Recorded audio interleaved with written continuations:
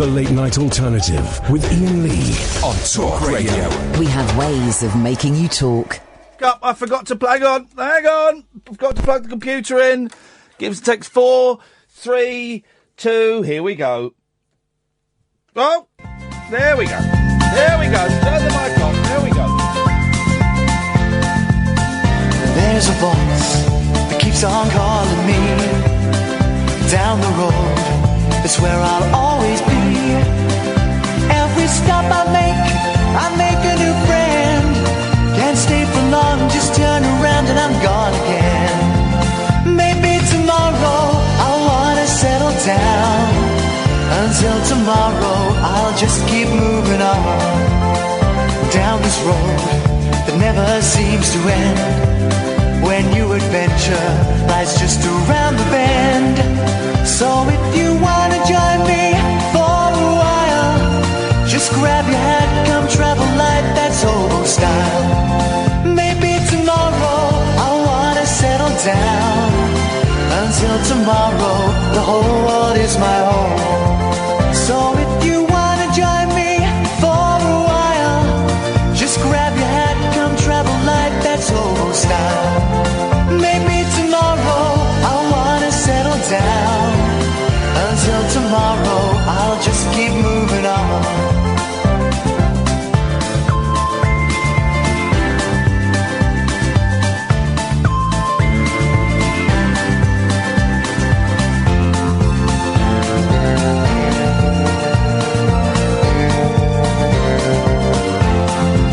Maybe tomorrow I'll wanna settle down. Until tomorrow, I'll just keep moving on. There's a world that's waiting to unfold. A brand new tale no one has ever told. We've journeyed far, but you know it won't be long. We're almost there and we paid our fare with a hobo song. Maybe tomorrow I'll wanna settle down. Until tomorrow, I'll just keep moving on. So if you wanna join me for a while, just grab your hat, come travel light, that's old style. Maybe tomorrow I'll find what I call home. Until tomorrow, you know I'm free to roll. There we go. That was smoothly done, wasn't it? That was smoothly done. 0344 499 1000. I don't know how to make it any clearer. You can call in about anything. Right, the last few nights on Twitter, I've had people saying, can you talk about the badger cull? Yeah, if you phone in about it. Can you talk to someone tonight who doesn't even follow me on Twitter? Can you talk about, can you talk, what's this? Can you talk, who's this guy? UN again slam UK Tory government for shocking treatment of people who are most in need. I don't even know what that means. Call in about it, guys. Dude, call in, man. It's a phone-in show, not a tweet-in show. 0344 499 1000. 0344 499 1000 is the telephone number. If you want to give us a call, you can call in about absolutely anything. I'll put him through on the lines. Thank you very much. Absolutely anything you want. There is no agenda. There is very, very little in the papers today, as there has been all week. And I'm trying to summon a vibe. I'm trying to do dark arts and summon a vibe. So, you can call in about... Oh, Jesus. What's tonight's phone-in subject? Tweet someone. Guys! For goodness sakes! Hey, here's an interesting thing. Who hates me out there in Sheffield? Who hates me in Sheffield? I'll tell you why. Someone sent me a glitter bomb. You know glitter bombs, right? Where you open it up, right, and glitter goes everywhere. Oh, and it goes in your hair and on your face, and it goes all over the furniture and in the carpet, and for months and months and months. Well, someone in Sheffield, what I've deduced about this anonymous person, one, they live in or near Sheffield, two, they're a bell end. I'll tell you why. Because if you're going to make a glitter bomb, right, here's for the next one you send me. Make sure that I can't see glitter pouring out of it because you've not sealed it properly. I mean, it was glitter pouring out of it. I went, oh. this is a glitter bomb. I'll open it with my hands in a bin. So I did. I opened it in a bin, and it was a bomb, and there was glitter, and it went in the bin. So that was weird. Why would someone? I don't understand. I suppose it was what you would consider a joke. That's what I would imagine it was. It was not particularly funny, and it didn't work. So here's my advice to anybody out there who wants to send me a glitter bomb. Make sure that there's not glitter pouring out of it, okay? And if anybody wants to make a real letter bomb, make sure there's not explosives pouring out of it. That would be my advice to you, dear listener. Let's go to Carey. Good evening, Carey. Hello there. How are you this evening? Etsy ketsy, as the Greeks might say. That means up and down. Good.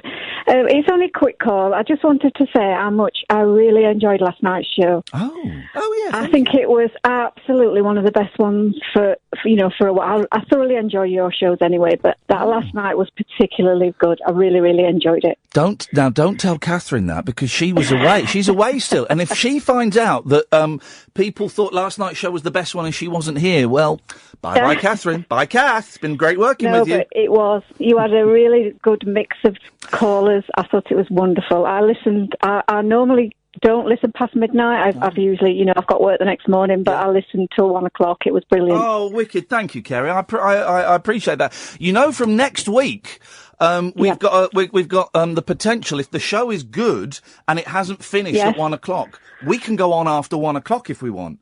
Yeah, I know. I heard you say that last night, and I think last night was a perfect example of that. It would have done. It would have done it. Well, I'm glad you enjoyed it, Kerry. Thank you. Really did. Thank you. Cheers with this. Ta-ta. What a nice lady.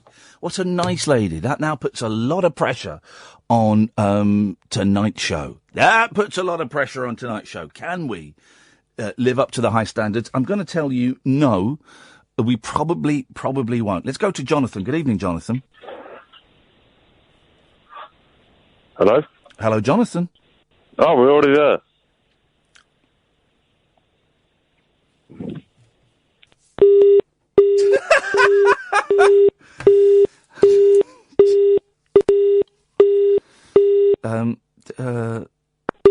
Right. Can we get Jonathan back, please? Because I don't quite know what happened there. We're 9 minutes in, and already the wheels are coming off the gravy train. Can you get Jonathan back, please, Hayley, and get Ray up as quickly as possible, please? Thank you very much indeed. Let's chop with these calls.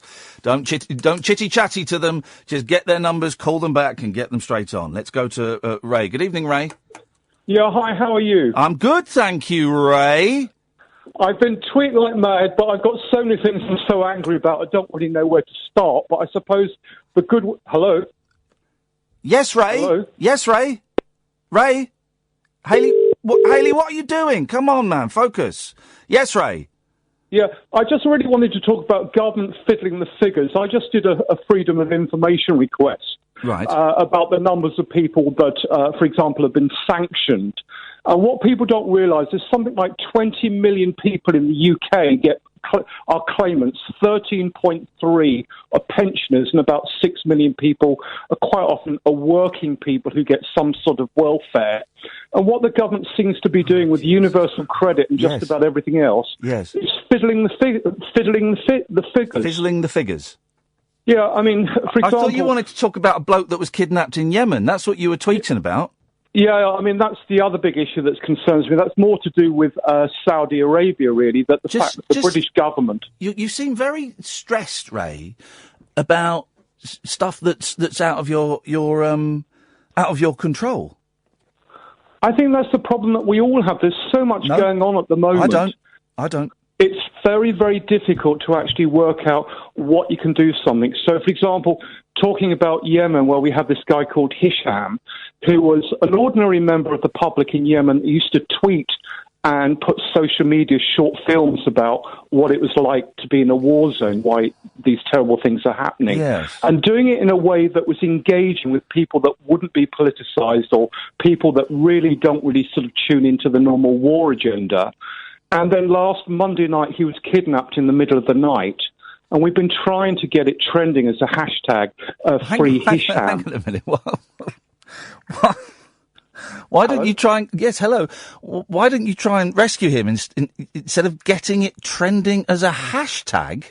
Well, the problem is that what can we do? We're in the UK. Well, what can a trending hash... I've had a trending hashtag. It didn't impact my life one way or the other. What good is that going to do? Well, hopefully it puts pressure, raising public awareness. No. That puts pressure on newspapers. No. That then puts pressure on government. It doesn't. A hashtag... Listen, right? If what you're saying is true, and who is it? The Yemenis, right? He's been kidnapped in Yemen, yes. Right. So if the Yemenis have kidnapped him, right? Do you really think they're going to look at their phones and go, oh man, there's a hashtag trending again. Let him go. There's a hashtag trending. Let him go. Well, they do. I mean, you've got to we've got a British government at the moment that runs by front pages of the Daily Mail. So the idea that a hashtag raising awareness about a human rights story... That's not what you said. That's not what you said it was about. You said it was to put pressure on the government. It is to put pressure. Let me tell you now, it won't. A hashtag isn't going to put pressure on the government, man. Yeah, but it unites people behind a single aim, a few letters. That's not what you said. You said it was to put pressure on a government, and it isn't. Listen, those people are upset about a clock not bonging for 4 years. They don't give a stuff about your hashtag.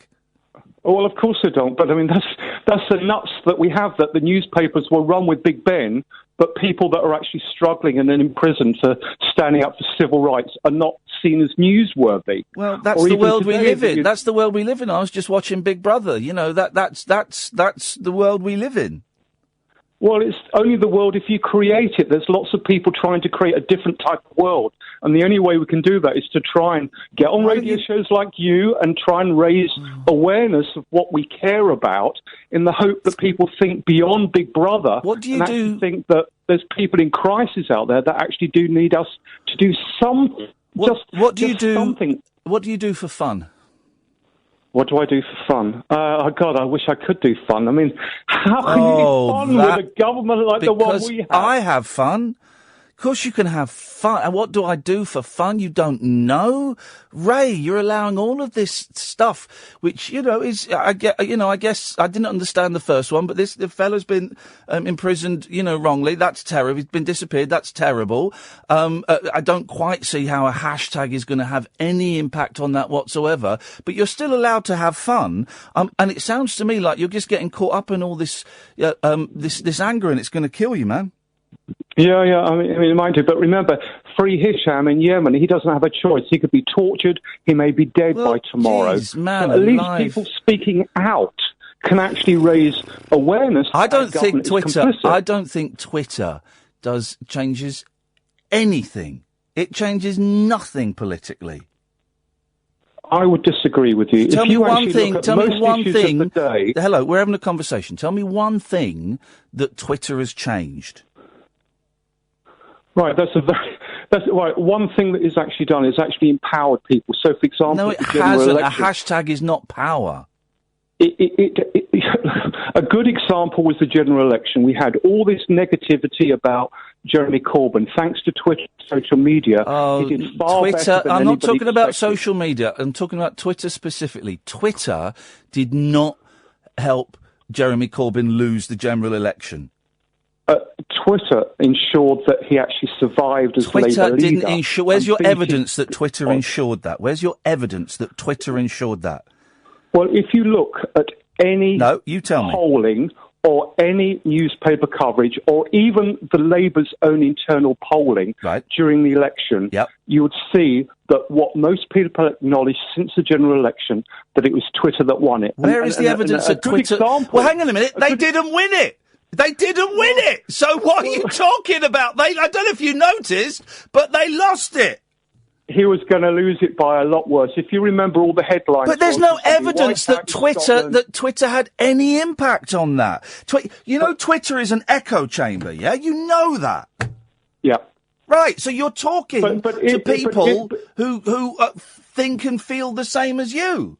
Well, that's only if you allow people that have those views to follow your timeline. What? If you have a broad timeline and accept people from different political viewpoints onto your timeline, then you can influence people. No, I you do can't. agree with you that many people on Twitter only live in bubbles. If you live in a bubble, then you will only have those views, and therefore it will be an echo chamber. But if you actually are broader than that and campaign on social issues and broader agenda in a way that engages a wider range of people, then you won't have the echo chamber. But Okay. I do agree with well, you. you're following someone from Labour.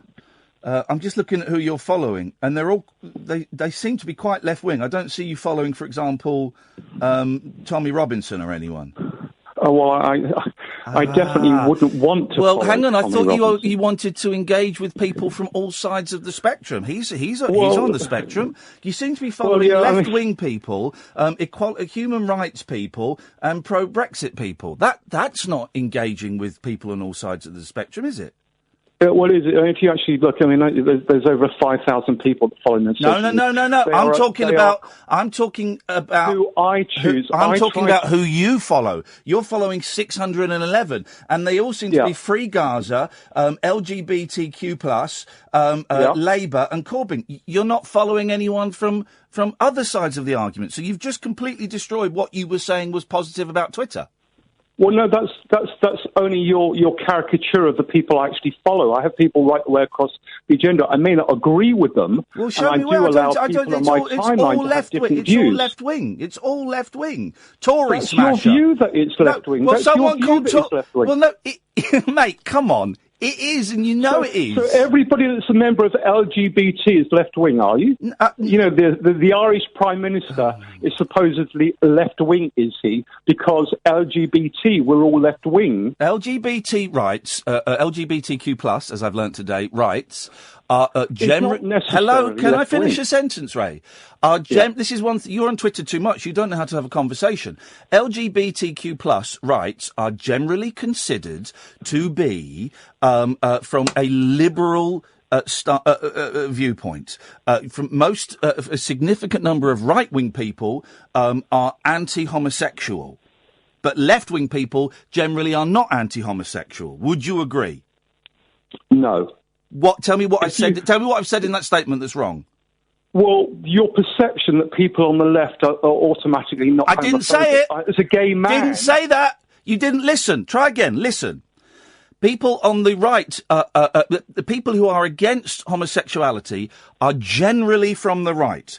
People who are on the left and are liberals are generally pro-LGBTQ+ rights. I don't think that's necessarily Tell me what I've true. said that was wrong.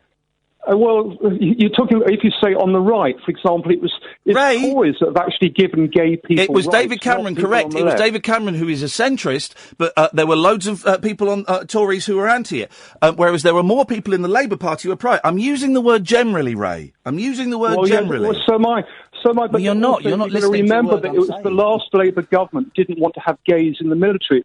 It was EU law which actually we're arguing over one point. The majority of the people that you follow are centrists or certainly left of centre, and you've just said that you engage, you follow lots of other people, and that's not true.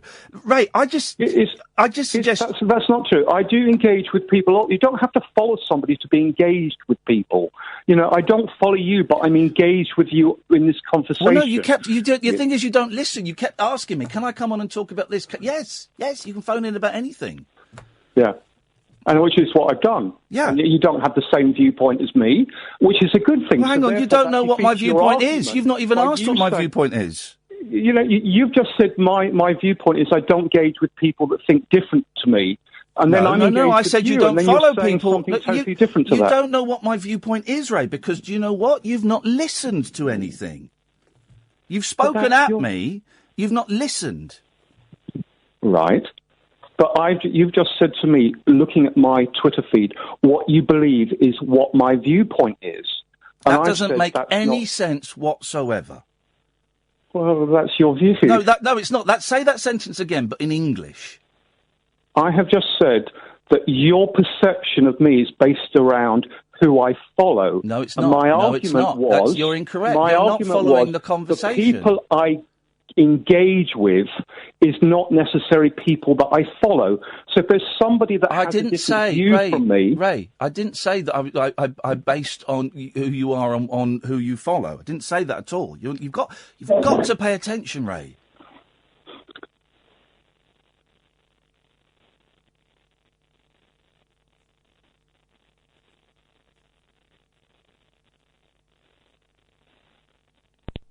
Ray's gone.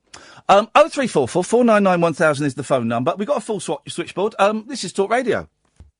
Jacked up jive talk for janitors, jazz cats, and gin-soaked boys and girls. Jackamondo. If you're awake, you're welcome. I've got 5 cactus needles stuck in my... The Late Night Alternative with Iain Lee on Talk Radio.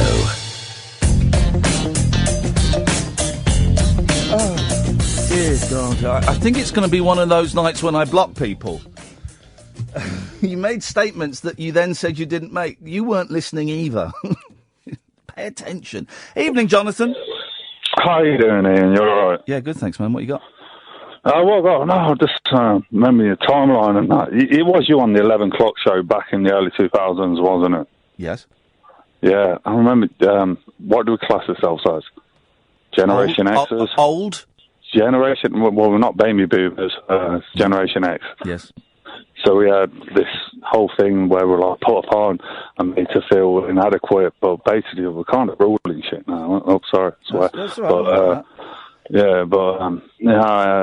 really like the last conversation that you went on with a man with no opinion and how you disregard social media, because basically we remember a time before the internet. Yeah, oh yes. Boom and everything. And now it's got, this hashtag. It's just kind of nonsense in a way. Like bringing up there's some guy from Yemen. Well, what's Yemen? I remember when Chandler Bing and friends was going to Yemen to get away from the. Well, listen,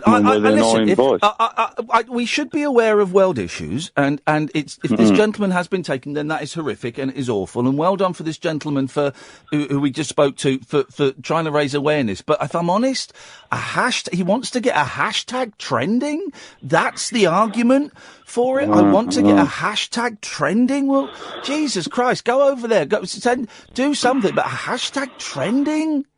One of my main points is that how old are you, Ian? By the way, now? I'm 44, man. 44, so a few more years on me. But there's always, I remember a time, like I don't want to staple time, but it was like pretty much pre 9/11. Yes. And I remember as a kid going to London on a day trip with my family, and there was an a warning. Yeah. It wasn't a bomb didn't go off, but we couldn't use the subway, and it was like this general fear. Then Tony Blair came along and he sorted it. The Good Friday. Well, I don't think it was necessarily Tony Blair that sorted it. I think John Major actually was kind of integral. Implemented, yeah. But then I've spoke to people in the military who I've got on well with from my career, and basically Northern Ireland was just a training exercise. It's like we need a constant war in a way to make soldiers. War is money, baby. War is money. Of course it is.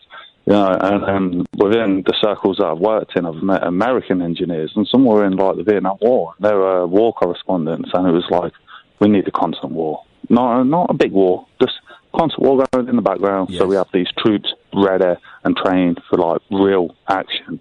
You look at Donald Trump right now. What was it that I said today? No, his whole speech before he's gone to president, Afghanistan's going to end. Nah, I'm sending more troops out there now because he knows what the machine is like. It's $1 billion industry.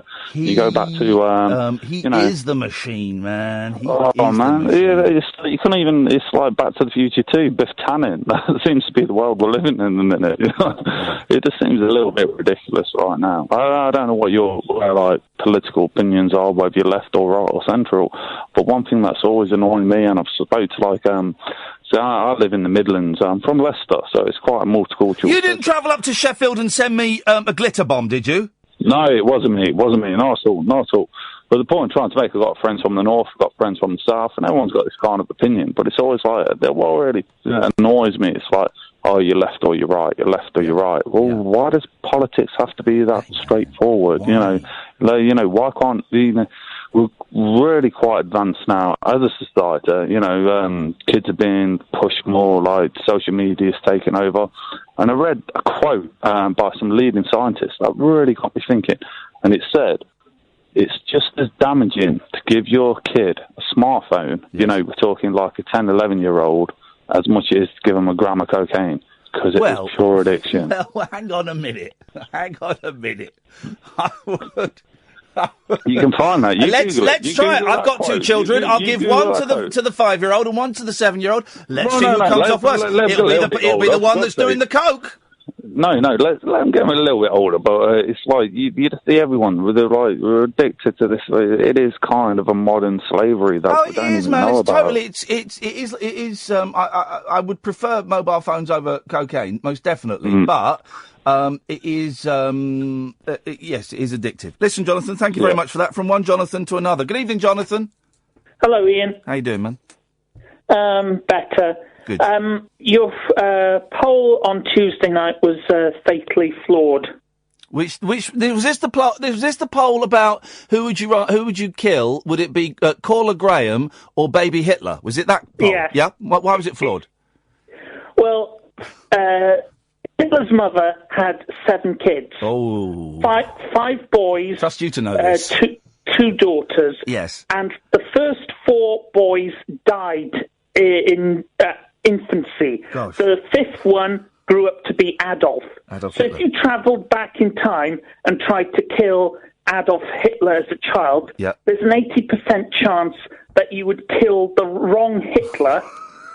And you would be a murderer of an innocent child. Well, here's the thing. We don't know those children that she tragically lost. We don't know what they might... Maybe that was someone who'd gone back in time because Adolf Hitler's older brother, Stefan Hitler, was actually worse in an alternate timeline, and someone went back and killed him, but they didn't kill Adolf because, Adolf wasn't as bad as Stefan. Oh, it gets even worse than that. Oh, wow. By killing the wrong Hitler baby 4 times, when Adolf is born, his mother will overindulge him because he's the only one that survives, and he becomes spoiled and an entitled little brat. Yes. So you are indirectly contributing to the creation of a monster. We only had the fuel to go back 4 times to kill the first 4 Hitler babies. We couldn't go back a 5th time and kill Adolf, but we weighed up the pros and cons, says the Time Lord Council, and it was the best. It was the best of a bad bunch. Imagine that, Adolf, the best of a bad bunch. Flipping heck. And someone on Twitter suggested maybe Hitler should be adopted. Well, that sounds like a good idea, but what if he's adopted by an abusive father and an overindulgent mother, just like his birth parents? Yep. He'd still be Adolf Hitler, only he'd have a different name, like Timmy Darren. And like who? Sorry.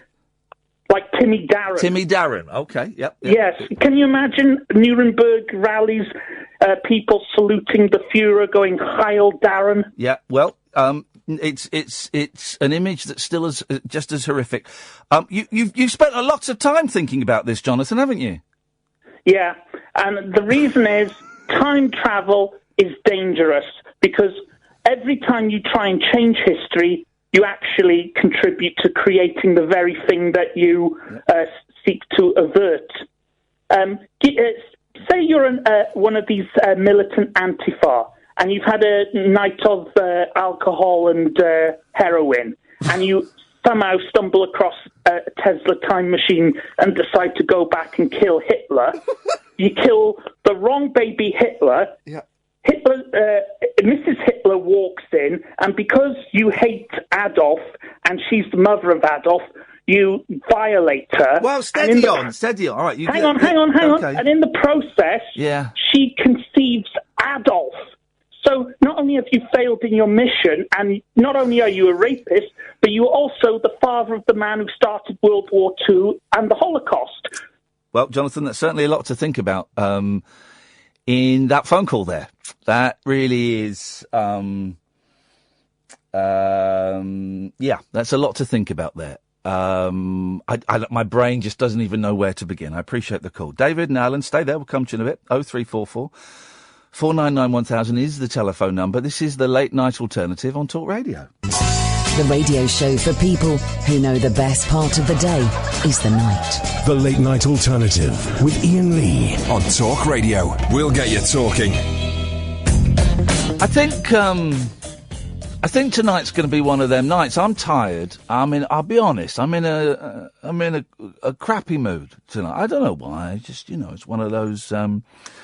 It's one of those things. We're getting more and more random calls, which is wonderful. You can call in about anything. Literally anything. 0344 499 1000. Good evening, David. What the hell was he? It's David the Patter Thief. Oh, who? David Badcock, the Patter Thief. Patter Thief? You thieve patter. What's patter? Last night, at the start of the show, we had a wonderful moment, really delightful moment, where we love-bombed a young lady called Gilly on Periscope. And she, at Gilly Bean Music, Gilly with a G. She's going to come on the show soon. And basically, she goes on Periscope and she plays the piano and takes requests. And we kind of all went and watched and listened to her and love-bombed her, and it was lovely, and she came on the show. Well, then imagine my surprise this afternoon when I see on Twitter that David Nonce Badcock is doing exactly the same patter on Twitter as Gilly Bean Music, taking requests on a Bontempi organ and playing them. Exactly the same. Just 14 hours after that wonderful, kind soul, Gilly Bean, was publicised doing it herself. And I just wondered what the defence of that was, David. Right, well, first of all, you know that my middle name is not Nonce. It's Nancy. Right? Is that what it is? I do apologise. I'd miss. Okay, that makes more sense, yes. Get that right, wise guy. Nancy. Yeah, well, that's funny, isn't it? Yep. Right? It is funny, yes. Second of all, I didn't even watch it last night. I don't know what that is. You didn't? Did you listen to the show last night? From about 10:30. Just as we finished her section of the show, yeah? Oh, really? Oh, right. Yeah, well, right. So it's just a coincidence that for the first time ever, you were taking requests on a keyboard on Periscope, yeah? Well, if we're talking about pitter-patter thieves... Yes? Well, I do a wonderful thing on Periscope where I'm playing piano for all the beautiful children of the world. And then as soon as I wrap up... Yeah. Oh, who's this on Periscope playing piano and singing along and taking requests? Oh, it's Iain Lee. Me. I went and did it, and I did it properly. Did you watch mine? I did watch yours, and I commented on it. You saw it. Sorry? You saw me commented on it. Well, yeah, your comments were very rude. I was showing how to do it properly, because I can play the piano like Richard Clayderman. 3 chords. It's 4 chords, actually. Sorry. It's 4 chords, and that's all you need. That's all you need. A. E. In the theme of tonight's show. Yes, I thought you were doing chords, yes. I've got nothing to talk about. Did you send me a glitter bomb? Would I? Yes. Where was it from? Sheffield. Right, well, I live in Rotherham. That's not far from Sheffield. How would I get your address? It's Talk Radio. You're arguing. Did you do it? You bloody well did, didn't you? Listen. That's an act of terrorism. Am I the kind of person who would pack glitter into an envelope and send it to Talk Radio? I didn't mention it came in an envelope. Right, no, I know what you're doing here. You're trying to vilify me as a fairly... You sent me a glitter bomb. No. And it didn't work. Why was it not? I thought I'd sealed it up well enough. Thank you very much indeed. There we go, ladies and gentlemen. Let's go to Josh. Good evening, Josh. Hey, Ian, you all right? I'm all right, Josh. I've done that horrible thing where I've had a few drinks before I started speaking to you, but it'll be fine. Okay. Okay.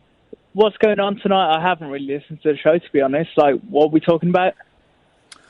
Well, this poor, unfortunate gentleman has been disappeared in the Yemen, and people are trying to get a hashtag trending. Oh, that sounds a bit too serious. I was going to talk about what are old-fashioned things that you do. Okie doke. I thought that'd be a good thing. Like, I listen to CDs now. The CDs aren't considered an old-fashioned thing to do. I think they're a little bit old-fashioned. No. Okay. No, I remember when CDs came out. I don't. I still listen to cassettes. When I bought my last car, I said, could you put a cassette player in it? They went, what? Like a tape player for tape? They went, no. Fair play. I had to ask.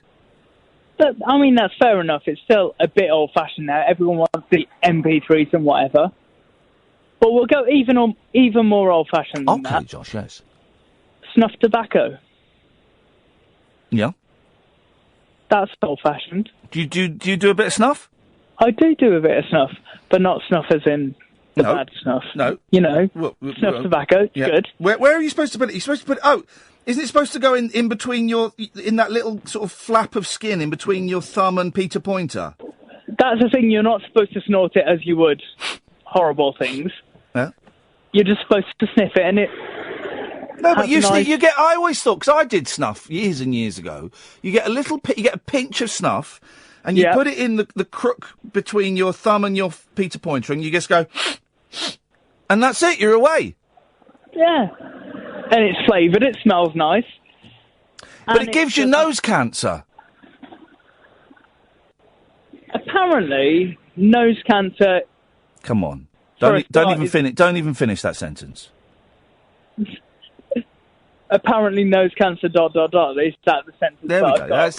You don't even finish that sentence. No, but it does. It gives you... It's tobacco, so it's carcinogenic.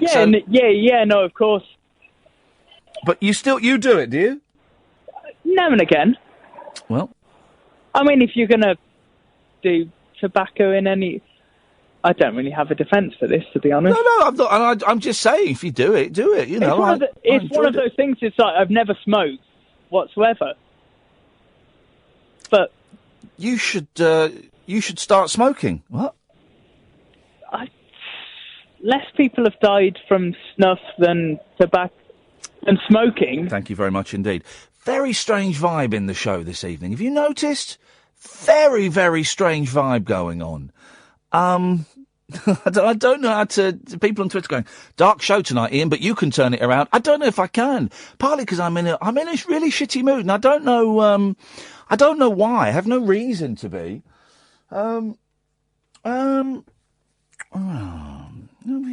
Let's have a break. The Late Night Alternative with Iain Lee. On air and off the leash. On Talk Radio. I love it when someone sends me abuse, right, on Twitter, and I click on their timeline to find out a little bit more about the person. Someone called Red Rum just tweeted me. You really are a self-entitled, boring C-word, right? Clicked on their Twitter feed, scrolled through it. From August the 1st. Same guy, to me. Love you, man. Wow. That ended dramatically. 0344 499 1000. Good evening, Alan. Hip, hip, hip. Hip, hip, hip, Alan. Oh, I wish you was in Blackpool next week. You wish I was in Blackpool? Switching on the illuminations. What are you talking about? The Blackpool illuminations. Oh, the illuminations. On next Friday. Well, yeah. Is that still a thing? Yeah, lots of people come to Blackpool to see it every year. I've seen the Blackpool illuminations, and I like Blackpool. I do like it, but the illuminations, we drove past them, right? And I said, oh, we must keep an eye out for the Blackpool illuminations. And my friend said, oh no, that was them. That was them. It's a bit ropey. Oh, Right, because I'm going on holiday to Roberts next week. Oh, you're good. So you're actually going to go and see it. That's fantastic. I'm going to be seeing them switched on. Well, who's switching them on? We don't know. Well, I thought it might be you. Well, it isn't me. Hey, Alan, here's something I never thought I'd do. I'm going to ask you for advice on the show. Is that all right? Yeah, sure. There's a dark vibe running through the show this evening. It's very dark. It's a miserable show, right? And I want to kind of... It's only 40 minutes to 11. Yeah, exactly. I don't know if I can turn the show around. And we were jinxed because one of the first calls was a very kind lady phoning up saying last night's show was the best I've ever done. And I have a strong feeling that tonight's show could therefore be the worst I've ever done. Be a stinker. It started with Ray, didn't it? Why that hashtag? Yep. Well, so maybe I was too harsh to that guy. Maybe I was too harsh to him. I don't know. But I do think that if you're, I don't understand how, we want to get a hashtag trending. But his heart was in the right place. In fact, I'm going to apologise to him on... hang on a minute. Let me apologise to him on Twitter. Let's do that. That will clear some of the vibe. Yeah. That will clear some of the vibe. And here's the thing. Here's one of the great things I learned, Alan, is I learnt how to say sorry. Yeah. I mean, it doesn't cost a lot, but it means a lot. It does. Learning how to say sorry is... hang on a minute. Where has he gone? Hang on a minute. Right, there we go. To Ray. Sorry if I was a bit harsh. I'm in a mood. Good luck. Good luck with things. And then he put good luck with your hashtag, and then that would have sounded sarcastic. There we go. There we go. So the vibe... Oh, hang on I just feel the vibe lightening ever so slightly, Alan. This is a good sign. The vibe is starting to lighten a little bit. I know what we need. We need, Alan, to hang on a minute. We need to move the show from the studio into the bridge of the Starship Enterprise. Here we go. Get Vader's to stun. Yeah, we go. The vibe's lightening a little bit, Alan. It's lightning. It sounds like you're about to shoot your load as well. Prince Genuine, I need the poem, but I live here in Crystal, Scotty. I can't push it any further, Captain. Can he take it? Hang on a minute, that wasn't a Star Trek line. We was in Star Trek in. Thank you very much indeed. There we go. The vibe is lightening slightly, guys. Pray for a lighter vibe. Pray for a lighter vibe. Here comes Anthony. Hi, Ian. How are you? Sweet God. Hello, man. Yes. Oh, good. Yeah, I'd just like to talk about politics and how people view themselves in relation to the political process we got here. I'd just like to remind people that this country is not a democracy, it's a constitutional monarchy. Hang on a second, here's what's happening to the vibe. Can't continue. There it goes. There's the vibe.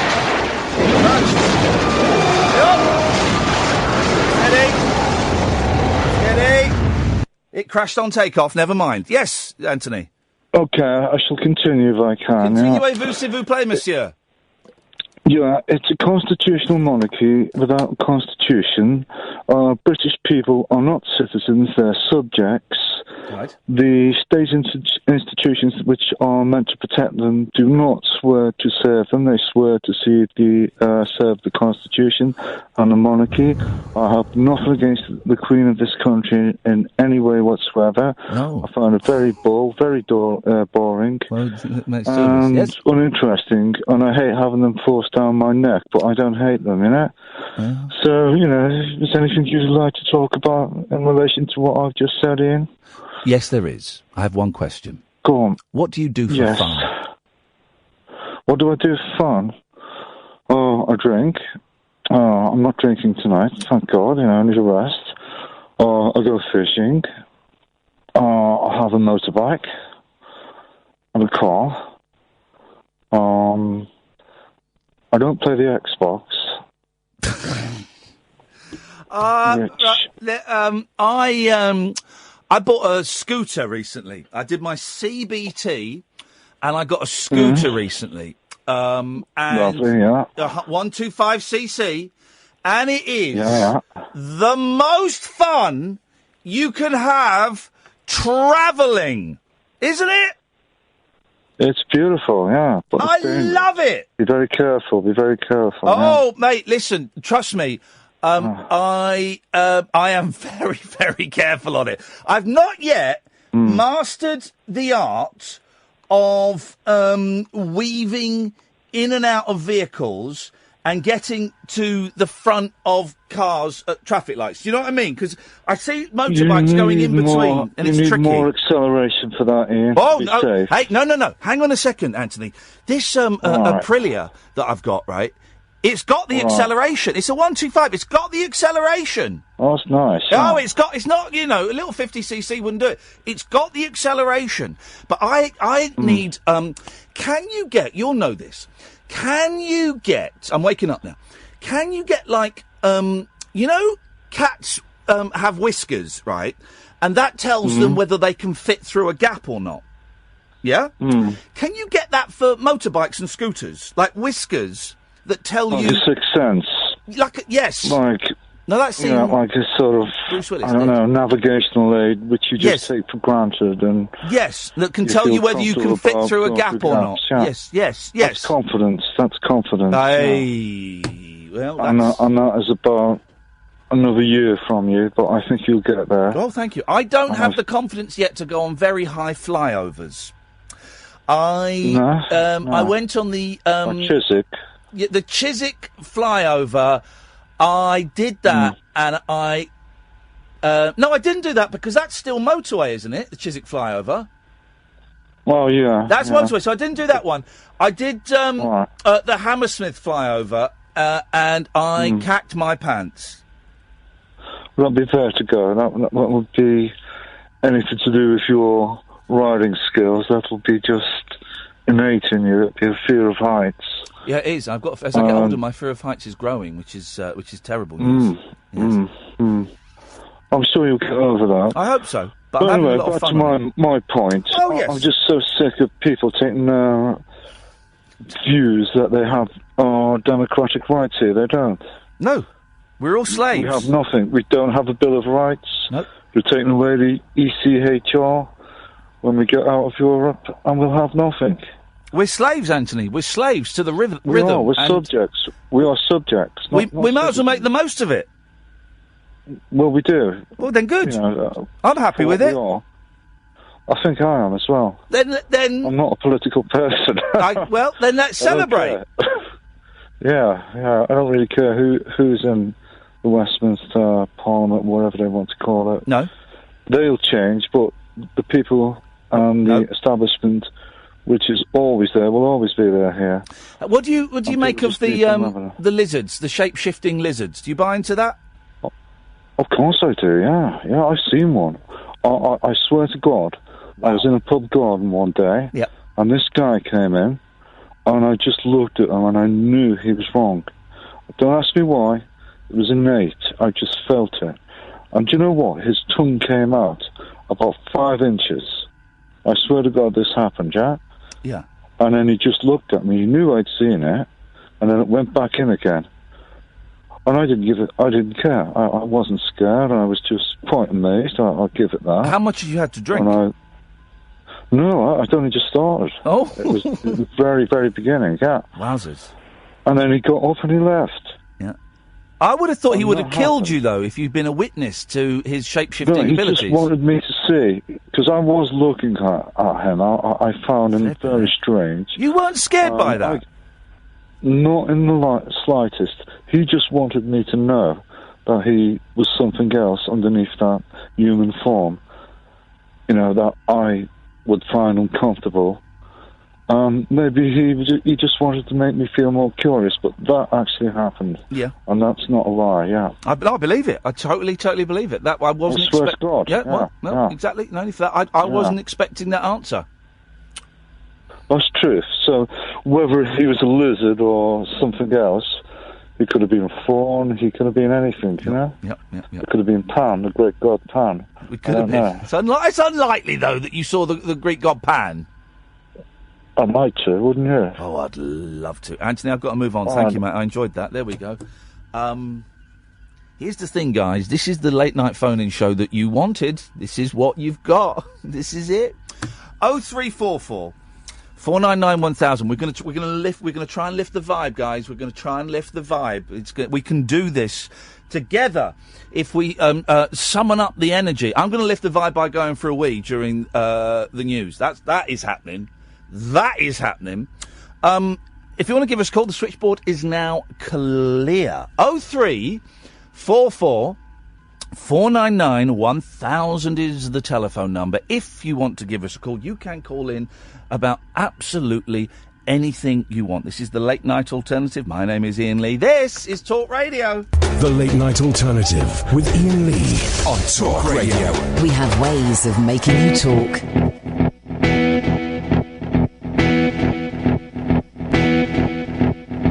She won't go out with me, no, she won't go out 'cause my intellect's paper thin. She won't go out with me, no, she won't go out 'cause my intellect's not like him. So like the or a sea. She won't hang out with me, no, she won't hang out till my mighty wit bites like his.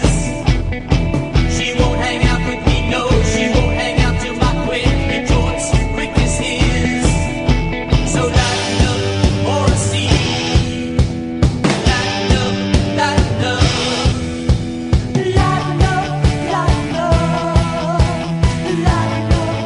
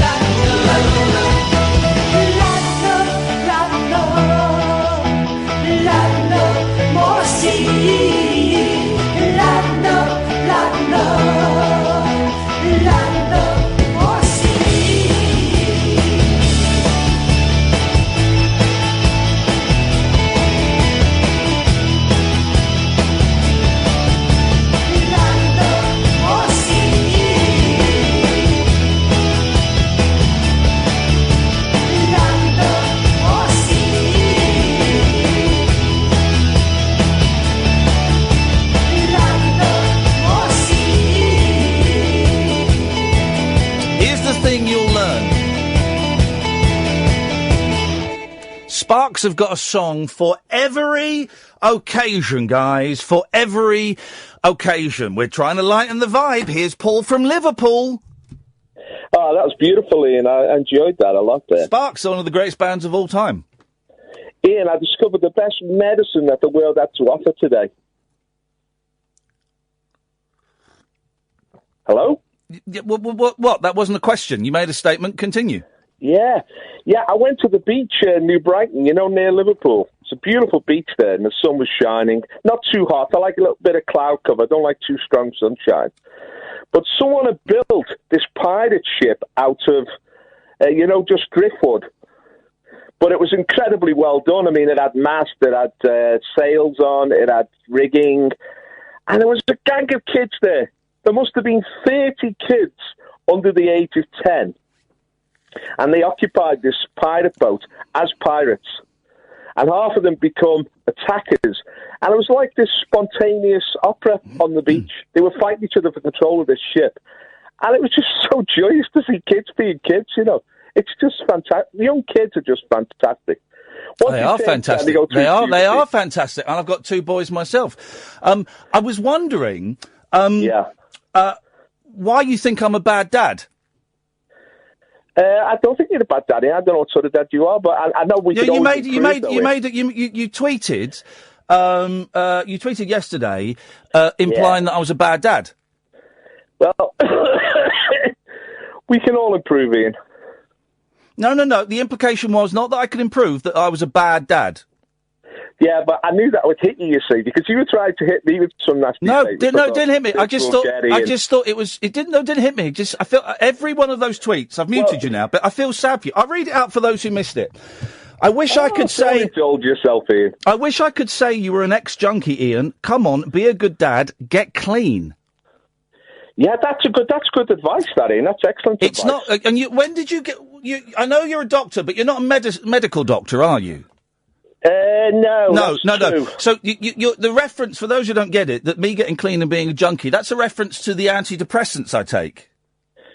Well, I mean, I know you get very defensive about these, Ian, but it would be better for you if you got off them, I think. No, it wouldn't, because it's my medicine.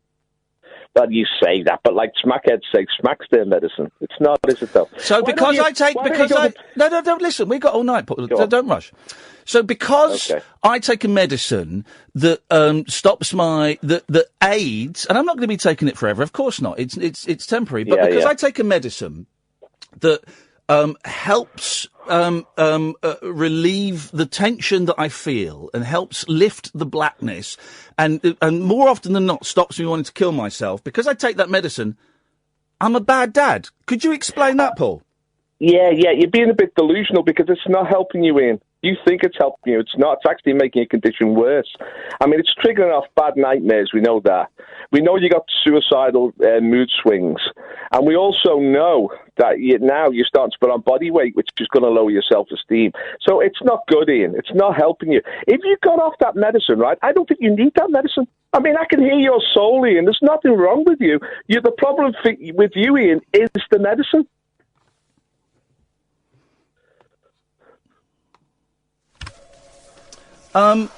Return serve. Yep, okay, sure. Far-right politician... Now you what are you trying to discredit me now because I've caught you out? Kicked out of party for saying... No. Here's the thing I've discovered with you, Paul. I'm going to read it and you can come... I'm going to read it and you can come back. We've got all night if it takes. But here's the thing. I've discovered I don't need to do anything to ruin your image. You do it yourself. Let's just read this. Far-right politician kicked out of party for saying Liverpool Football Club cursed by God for supporting gay pride. A far-right politician... Is this true or is this fake news? Fake news. Okay. A far-right politician has been kicked out of his party after claiming Liverpool FC were cursed by God for promoting homosexuality. That's true. So hang on, so we're cherry picking what's true and what's fake news, are we? Well, I wasn't kicked out the party. I mean, that's a statement that I made. All right, let's carry on with the story. Let's get this way. English Democrat Paul Rimmer Yes. Was widely condemned after making alleged homophobic remarks on his public Facebook page. The former blah, blah, UKIP candidate, an ex-BNP activist. Yeah, that's true. Ex-BNP. You like that, Ian, don't you? That stares something in you. I love that. Go on. Former UKIP candidate, an ex-British Nationalist Party activist. Yeah. Said, quote, "From the Bible, sodomy defiles a nation. Those who promote it will be punished and vomited out of the land." Leviticus, that. Yeah. The 52-year-old, who was the English Democrats candidate in St Michael's in May a few years ago, told the Echo he intended to stand for the party. And it did. It stood as mayor twice. And police commissioner. A lot of votes. Let me read another quote. That quote that I did from Scripture, that's spot on, that, Ian. That's the word of God I'm speaking there, mate. That's not my opinions. That's the word. No. Don't you worry. I'll get to your opinions. I'll get to your opinions. You can mock me, but the Lord will not be mocked. Here's another quote from you. Everyone knows homosexuality is wrong. Of course they do. But now we have to pretend it's nice and normal, and anyone who points out it's a perversion is evil. This is a deep... Let me finish. This is a deep moral and spiritual sickness in our nation. Yeah. And how? His other social media posts include criticism of the BBC for being totally unpatriotic, anti-Christian, and anti-white. Yes. Anti-white. What does that mean? Yes. They've got it down on white people. And worshipping sodomy and blackness. Yeah, it's weird, isn't it? It's the wrong thing to worship. What's blackness? In the nation. Blackness is well, it's the opposite of whiteness, I suppose. Ian. I don't know what it means. You'll have to be. Okay. Speak to me like I'm an idiot, Paul. You've got racial prejudice, right? Hello. It's not a quiz. Carry on. Go on. Yeah, you got racial prejudice. You can have prejudice of white people against black people, but you can also have reverse racial prejudice. But then you can have this strange phenomenon, which is like white self-loathing, which the BBC used to exhibit, but I don't think the BBC is that white anymore. And that's about whites hating themselves and being racially prejudiced against themselves, which is a strange phenomenon. It's all demonic, Ian. Black people work at the BBC as well. I've seen one. Oh, yeah, of course you do now, yeah. But this thing, everyone knows homosexuality is wrong. Of course they do. Sodomy, homo-sodomy is damaging to the body. It's a violence against nature. It's not right, Ian, and you know that. How do you know it's not right? Have you tried it? No, because we have a book called the Bible, which is the Word of God, and I believe that's... But that statement is wrong. Everyone knows homosexuality is wrong. That statement is simply incorrect, because obviously not everyone knows it's wrong. It's wrong. We all know it's wrong. But look, Ian. Morally, it's wrong. Why is it morally wrong? Well, it's unnatural, isn't it, to start with? Do you know that 40%... I heard this statistic the other day. Yes. 40% of male sheep... Yes. ...only have sex with other male sheep. Did you know that? No, I've never witnessed it myself. It's true. It's statistically true. To sheep. I used to work on a sheep farm. I've never seen that. Couldn't give a toss. It's absolutely true. So homosexuality runs rife throughout the animal kingdom. Well, what are your eyes for, Ian? My eyes are for looking at dicks. I don't know. What do you want me to say, Paul? I'm not doing 20 questions. Your eyes are for Tell me what why. What is your sperm for? What's your seed for? Why was it created, your seed? To go up other men's backsides? No, it was there to fertilise an egg. That's the natural product of your seed. That's what you're there for. So because of that schoolyard argument, everyone knows homosexuality is wrong. No, it goes beyond that. We know it's wrong because it's men and women are compatible with each other. They come together and they bear fruit. They have children. Men and men are not compatible with each other. It's not natural. A far-right politician... Oh, that's just a label. It's an empty label. Here. Well, I would say BNP and English Democrats are far-right parties. No, I've never been regarding myself as far-right. You haven't, but you were a member of the BNP, and you used to love Nick Griffin. I did actually admire him for a time. A far-right politician is to sue Merseyside police... Yes. For flying, for flying a. Let me finish, Paul. For flying a gay rights flag above Not a police gay rights station. Flag, just a gay flag. What's a gay flag? I went in to inquire what the flag was, and I said, "What's that flag above the police station?" Because they usually have the Union flag. No, you didn't. What's a gay flag? It was a rainbow flag. I'd heard of the Rainbow Coalition, which was a Greenpeace movement. English Democrat. This is going back a few years. Paul Rimmer, who failed in his bid to become mayor of Liverpool, was arrested after an argument in Toxteth Admiral Street Police Station over the flying of the iconic rainbow flag. Yes. City leaders today condemn Mr. Rimmer's actions and praise the flag. Praise the police for flying the flag. That's comical, isn't it? On international. You okay? Yes, fine. On International Day Against Homophobia. Oh God. I mean, you buy into today, Mr. Rimmer denied he was homophobic, saying the police are supposed to represent all sections of society and not discriminate in favour of particular groups. Here.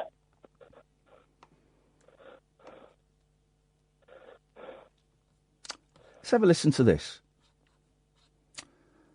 Listen to English Democrat justify his racist and homophobic remarks when confronted by the Liverpool Echo Hey, you've got a lot of good research here, Ian. There we go. Let's have a listen to this. This is a reporter phoning you up. Let's have a listen to this. This is good, this. Go on, Ian, let's play. Hang on a minute. We're going to play it. It's, rock and roll, hey. And now you're singing Gary Glitter. Calling because someone has forwarded a bunch of screenshots from Facebook with some posts by you, which are very dodgy, to be honest. One of them says all the Muslims are going home and we can all relax again. Just in case you missed it, there's a post you've put. I think it's Twitter. All the Muslims are going home, and we can all relax again. What do you mean by that? Relax. Well, we're under threat. Interesting. You chose to sing a song up there about gay sex. That's relax. Freud would have a field day. That's about gay sex. That song, Paul. Yes, I know that. Ian. I'm not naive. You know that. Yeah, I think obviously I think the Muslims are our enemies. They view us as the enemy, the West, and they've come to displace us and replace us. And so we're under threat, Ian, and if they went home, we'd all relax, and we know we're under threat. Okay, let's carry on. It's time for a purge, time to rid our happy land of all the trash who's polluted our beloved England. Time to rid our happy land of all the trash who have polluted our beloved England. Here. So you stand by those things? Of course I do. It's just common sense. Okay. There's trash in the country. So you hang on, Paul. Hang on a second. You stand by both of those things. All the Muslims are going. We can relax, and it's time for. No, that was a joke. That was a joke. I have no power. The Muslims aren't going. That was a joke. But you'd like that. You'd like that. Well, people did respond. Think that people do want to relax. It's time for a purge. Time to rid our happy land of all the trash who've polluted our beloved England. You stand by that, yeah? Well, who wants trash? Okay, let's carry on. Let's carry on. Doesn't attract me. Hang on. I'm wondering why you were making those sorts of comments.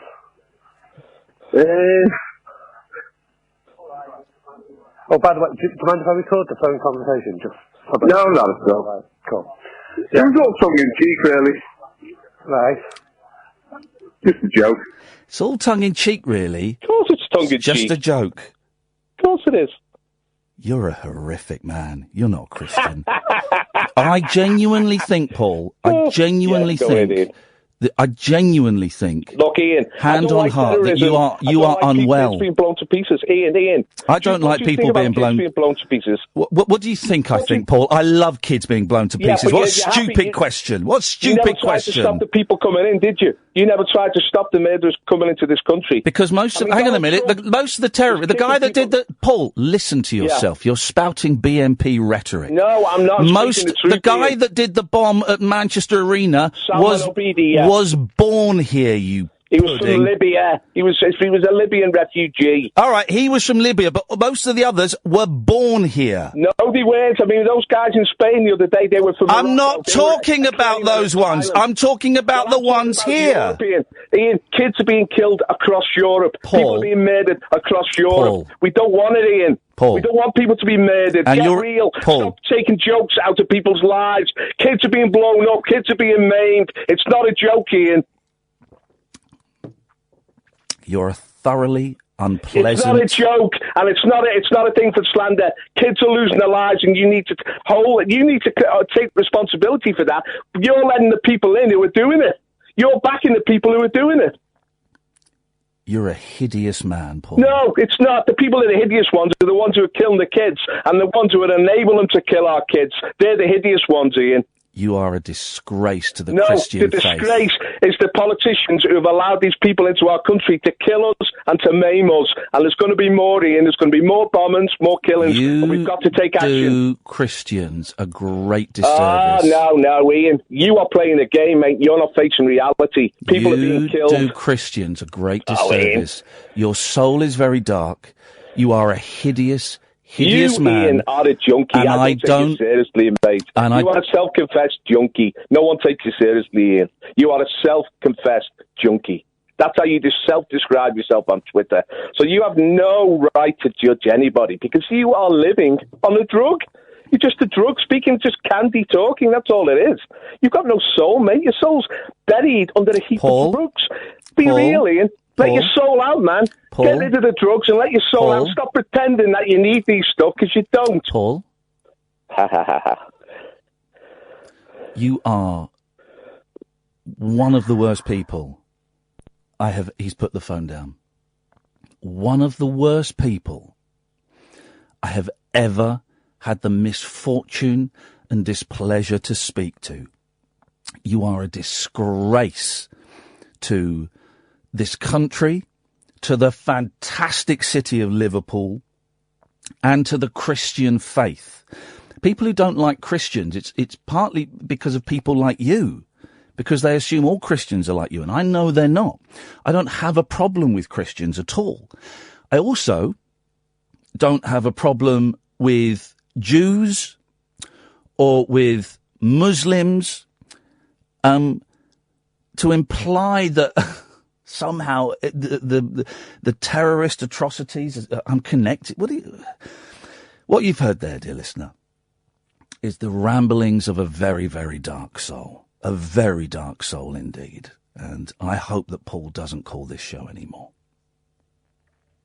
This is Talk Radio. The wild man of late night radio. The Late Night Alternative with Iain Lee on Talk Radio. We have ways of making you talk. 03444991000 is the telephone number. Evening, Kyle. Evening, how you doing, Ian? I'm good, thank you, mate. Hang on a minute. You always seem to come on after Paul from Liverpool. Well, do you know what? It's really weird because I was actually ringing because I was hoping to speak to him. Oh. Why, do you want his number? Well, I was going to say, well, I don't know. You want to go and hang out with him? Yeah. Can I just say, what I wanted to say at that end of that phone call to him before he put the phone down was, don't call me again. Because but I don't like, here's the thing, Carl, I don't like banning people. Right? I don't like banning people, but I don't think, by the way, that's your podcast tomorrow, Hayley, thank you very much. I don't know where else we can go with him, you know. But he will call and he will listen, or vice versa, do you see what I mean?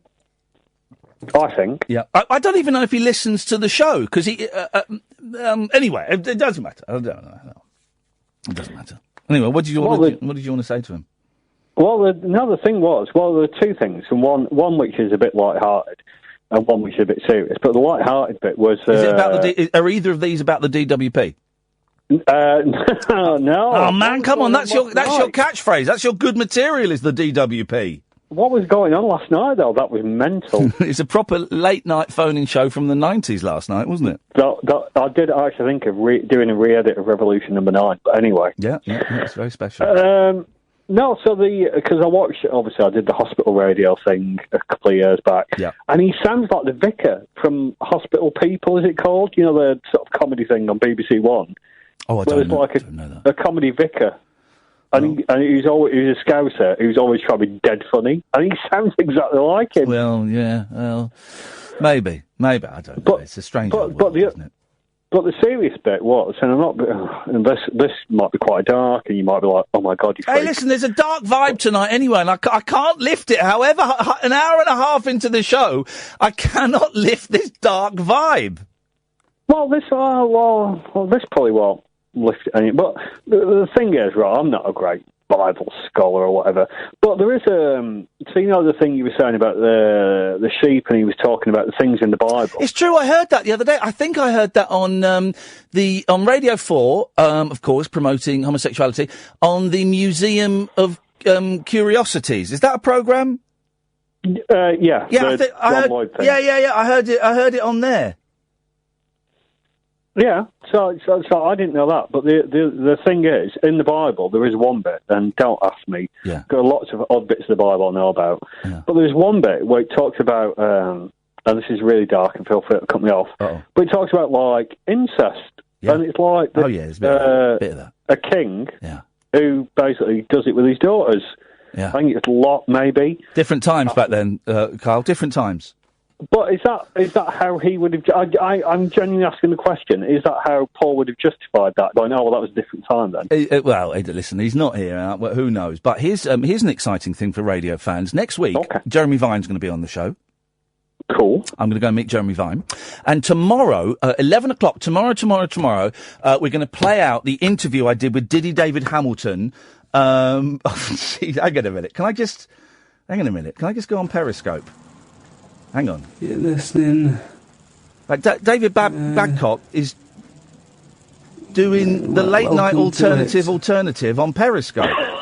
On the show tonight, we're talking about anything you like. Right. So, I'm tempted to ban him for a week. David Hamilton's on the show tomorrow night, and it's a really geeky chat, and I think you'll enjoy it. I think it's. I know has he been doing things for his new book? He's been doing things for his book. Is good, right? Here's the criticism I have with the book is it's quite slight. It's a really good read. I really enjoyed it, but I read it in an afternoon, and I would have wanted a little bit more meat. But it was a good read, and he was a nice bloke, and he was doing that thing that a lot of these heritage artists do. He was waiting for the punchline. He was waiting for me to take the mick, and afterwards he said, I googled you, and I know who you are and what you've done, and I was really worried you were going to take the mickey out of me.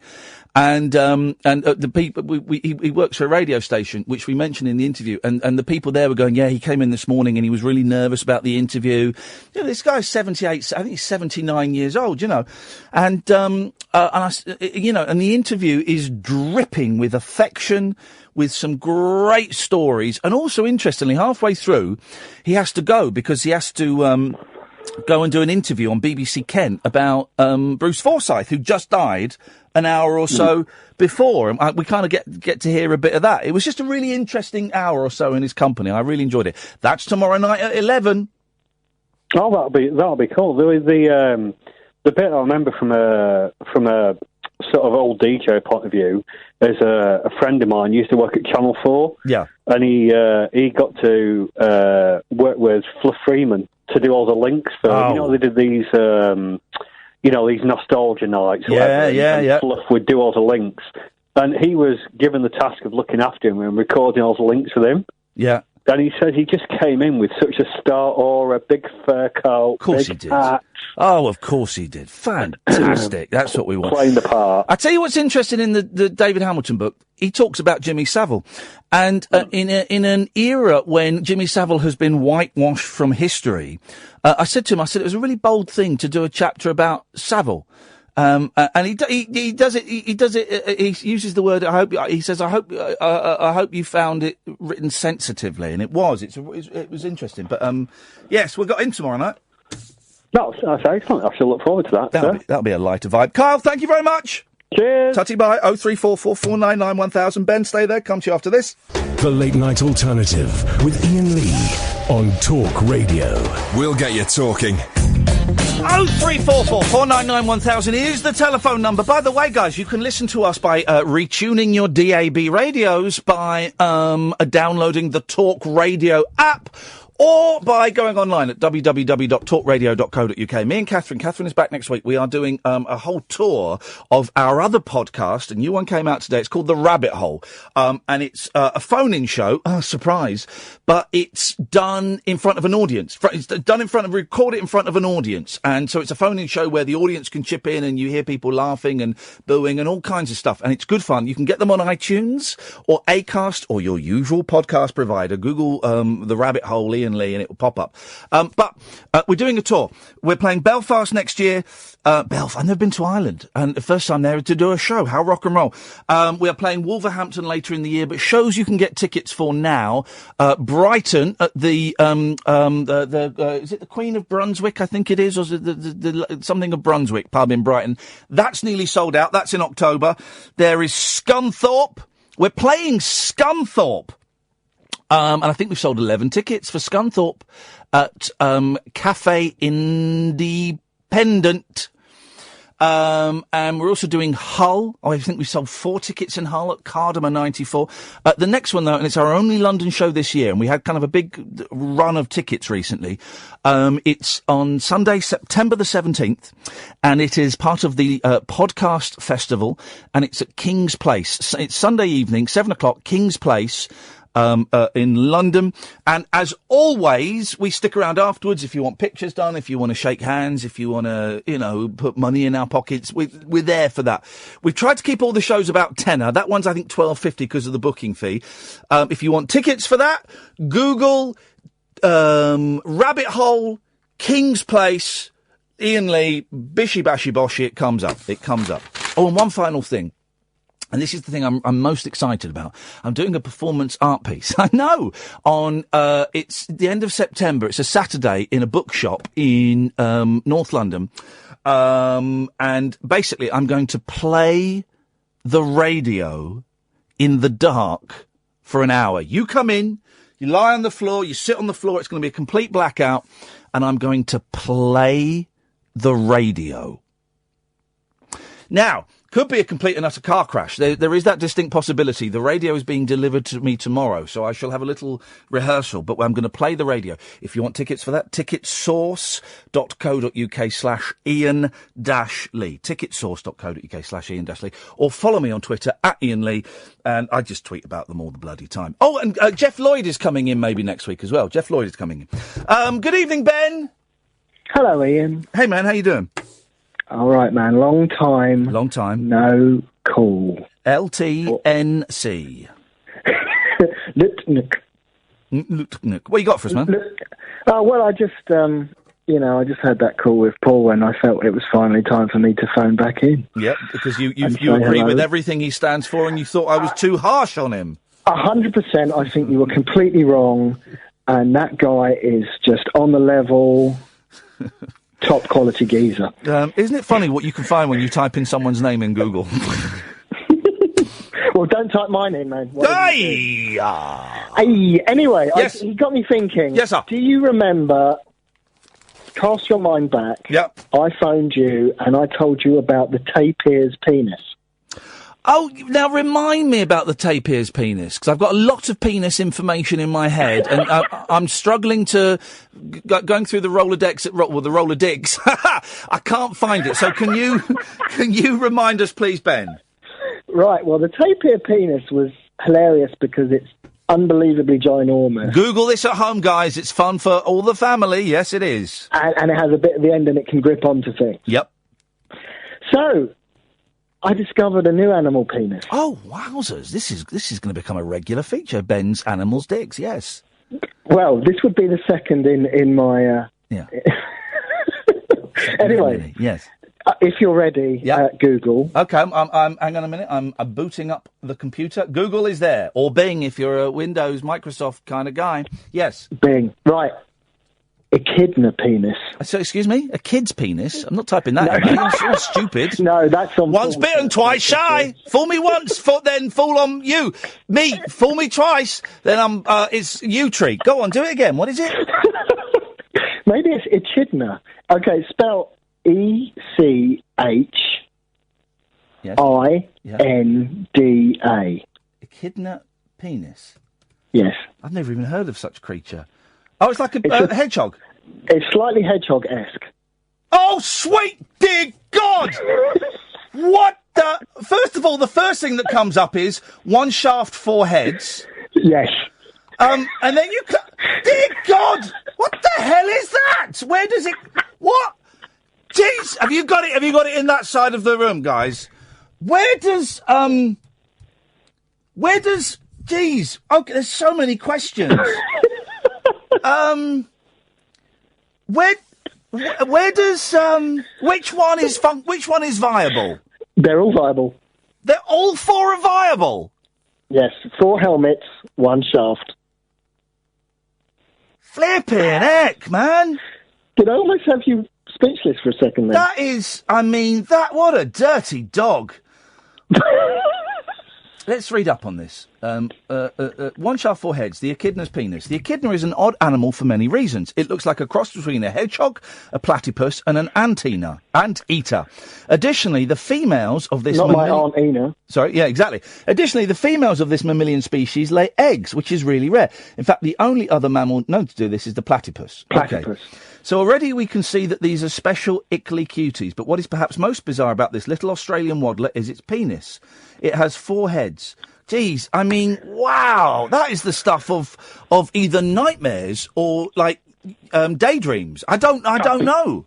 Probably Paul's sexual fantasies on him. Well, let's not go there. He's not here to do that. Let's not go there. I don't want to be rude to the man now. He's not here. But well, thank you for that, Ben. That really is something most special. Well, hopefully that slightly took you out of this dark cul-de-sac. I think we'll end it there because it's getting even darker. Ben, thank you very much indeed. Wowzers, there's something you don't see every day. Unless you're a Mrs. Echidna, I don't know.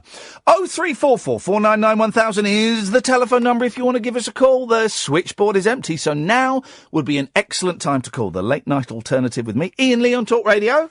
Uncut, after-hours conversation for the up-all-night generation. The Late Night Alternative with Iain Lee on Talk Radio. We'll get you talking.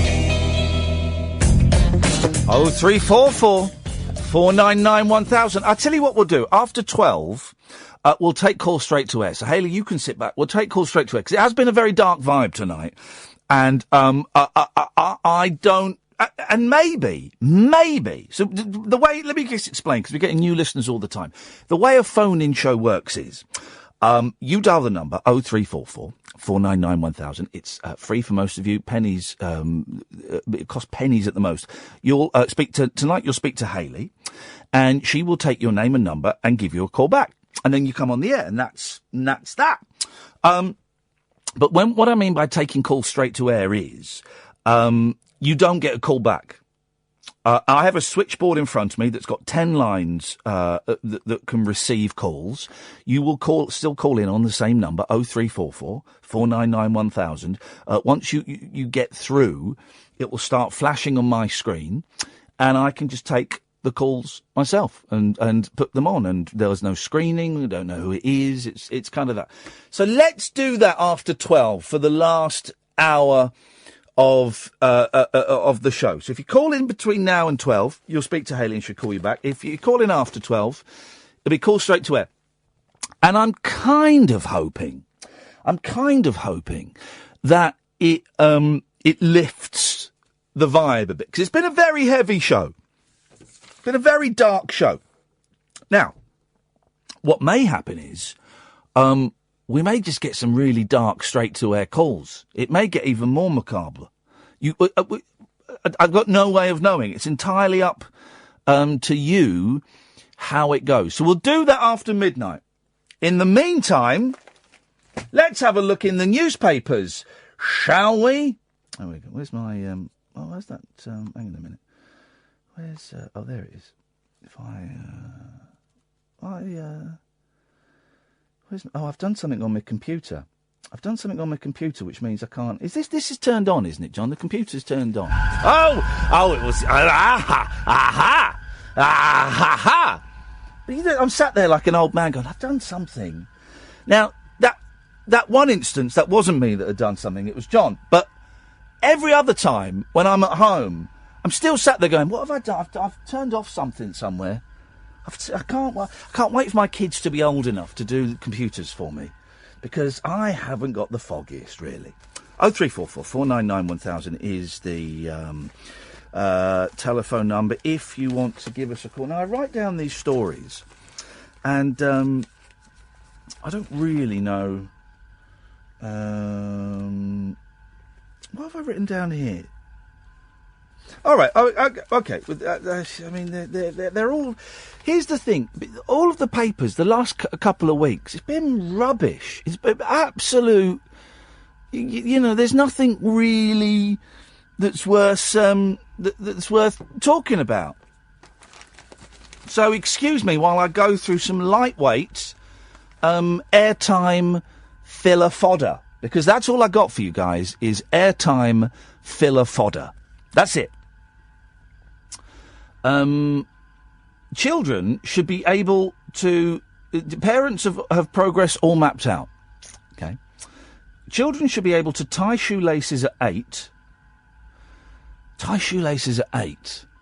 My kids can't tie shoelaces. They're 7 and 5, and it annoys me. I'm sure I could tie my shoelaces at 6. I remember sitting on the stairs in Monksfield Way on the Britwell estate in Slough. I'm sure I could. But hey, okay, so we've got to lay the table at 9. That's a bit late for dinner. That's a joke there. I was doing a little joke there. My 7-year-old can lay the table. I mean, not, it's not silver service standard, he can lay the table. And be trusted with a front door key at 14, a study claims. I had a front door key at 10. I had a front door key at 10, because I was in the primary school. It was before we moved. And I used to have it on, like, one of those key rings that clipped onto my belt loop, and it was a stretchy one. You know the stretchy ones? And I used to wear it in my pocket, and it was also wicked. You probably can't use them at school now, because you use it as a wicked weapon. Oh, I'm bringing my nunchucks in next week. Remind me, next week, bring in the chucks in. And I'm going to do some wicked, if you're watching on Periscope, I'm going to do some wicked nunchuck action. I've been practising. I bought my boys, a pair of nunchuckers. They're foam, okay? And I can't remember why, but I bought them some nunchuckers. And I used to have some wood. I used to have loads of weapons when I was a kid, like proper throwing stars that you could, dip in poison and kill. And I had about 4 sets of chucks, wooden chucks. And the funniest thing, so these nunchuckers arrived, and I then showed the boys on YouTube. You might have trouble calling Dennis back because his phone doesn't take withheld numbers.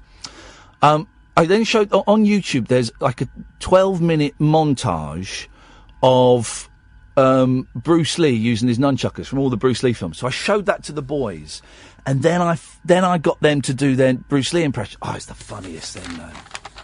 It is the funniest thing. They're totally going for it. Anyway, doesn't say what age children should have nunchuckers. I've made the decision of 7 and 5. Other milestones are being able to ride a bike at 7, fold their clothes neatly at 10. Are you kidding? Kids at 10 folding their clothes, and walk to school on their own by 12.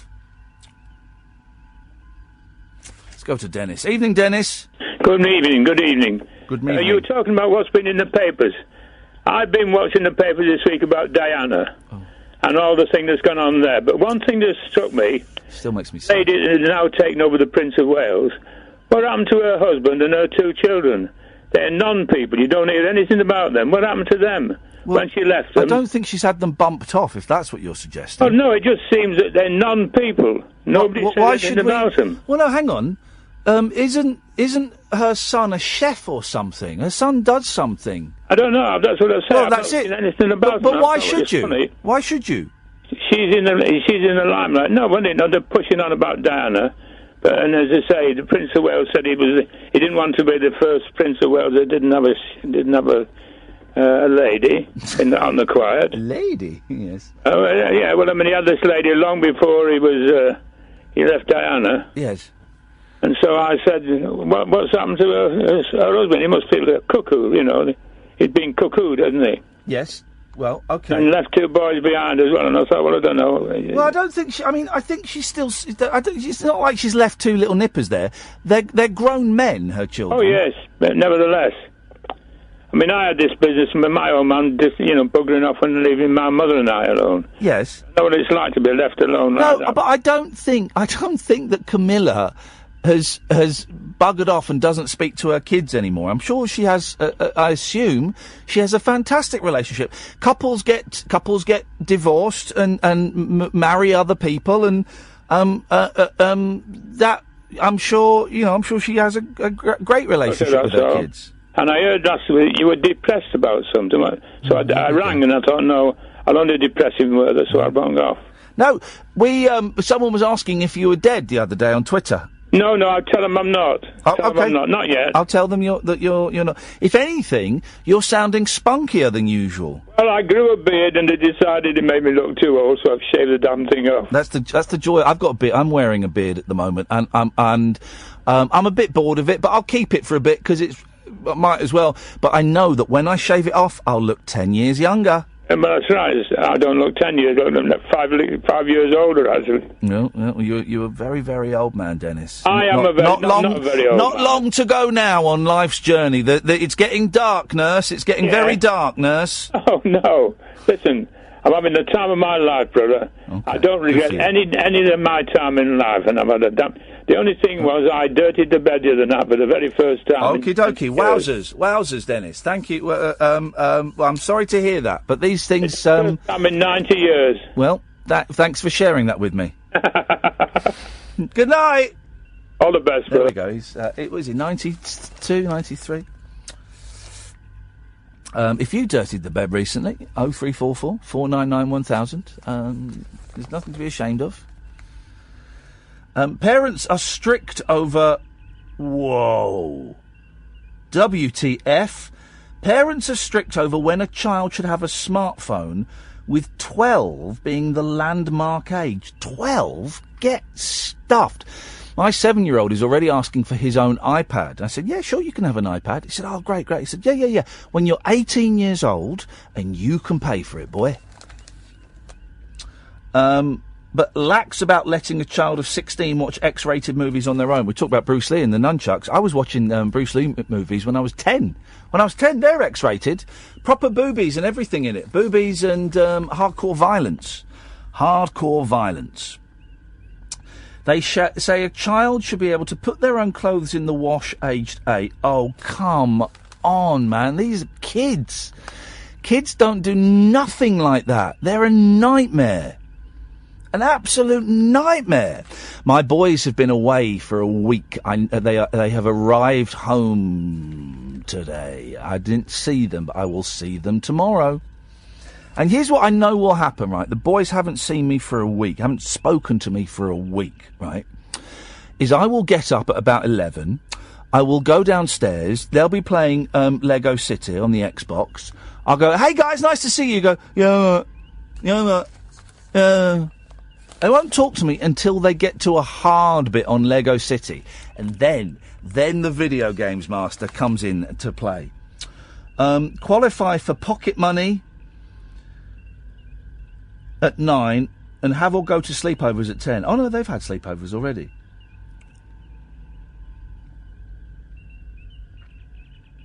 Now I don't normally, these surveys are always done by a company, and I never normally say the name of the company, because I ain't playing your game, guys. But I'm going to say the name of this company. Lars B. Anderson, that's the name of the guy that runs it, of label firm My Name Tags. So a company that prints name tags. And I know you get name tags, because we iron them in the clothes, but yeah, that was filler. That was a filler story, guys. It was filler. It was all filler. Enough filler for now. Maybe we'll do more filler afterwards. There's another hour of this absolute guff and balls tonight. It's been a very, very dark vibe. A very dark vibe. Very hot in here as well. It's been a very dark vibe. So, for the last hour of the show, here's what we're going to do. I'm going to sit here and read filler stories. Robosex, Lego, sausages, and car sex are some of the stories, some of the delights that we've got to look forward to. I'm going to read filler stories and share my experience, strengths and hopes about them.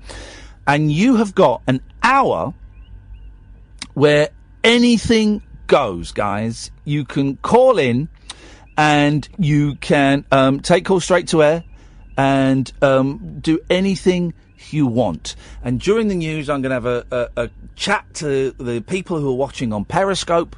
I'm going to have I'll bring you over here, guys, so you can have a little look at where the magic happens. So don't call just yet. Don't call just yet. Save your calls for after midnight when it will be calls straight to air. Okay? I'm going to give you the phone number to write it down, but save your calls. The phone number is as follows: 0344 499 1000. We will not be calling you back. Don't swear. Don't be libelous. We've got a 7-second delay if we need it, but I won't need it, will I? This is Talk Radio. The Late Night Alternative with Iain Lee on Talk Radio. We have ways of making you talk. I'm all thumbs, no action, attention deficit distraction. My brain operates on a fraction. All thumbs, no human interaction. I speak in typos, predictive text it. I spell checked it. I stand auto-corrected.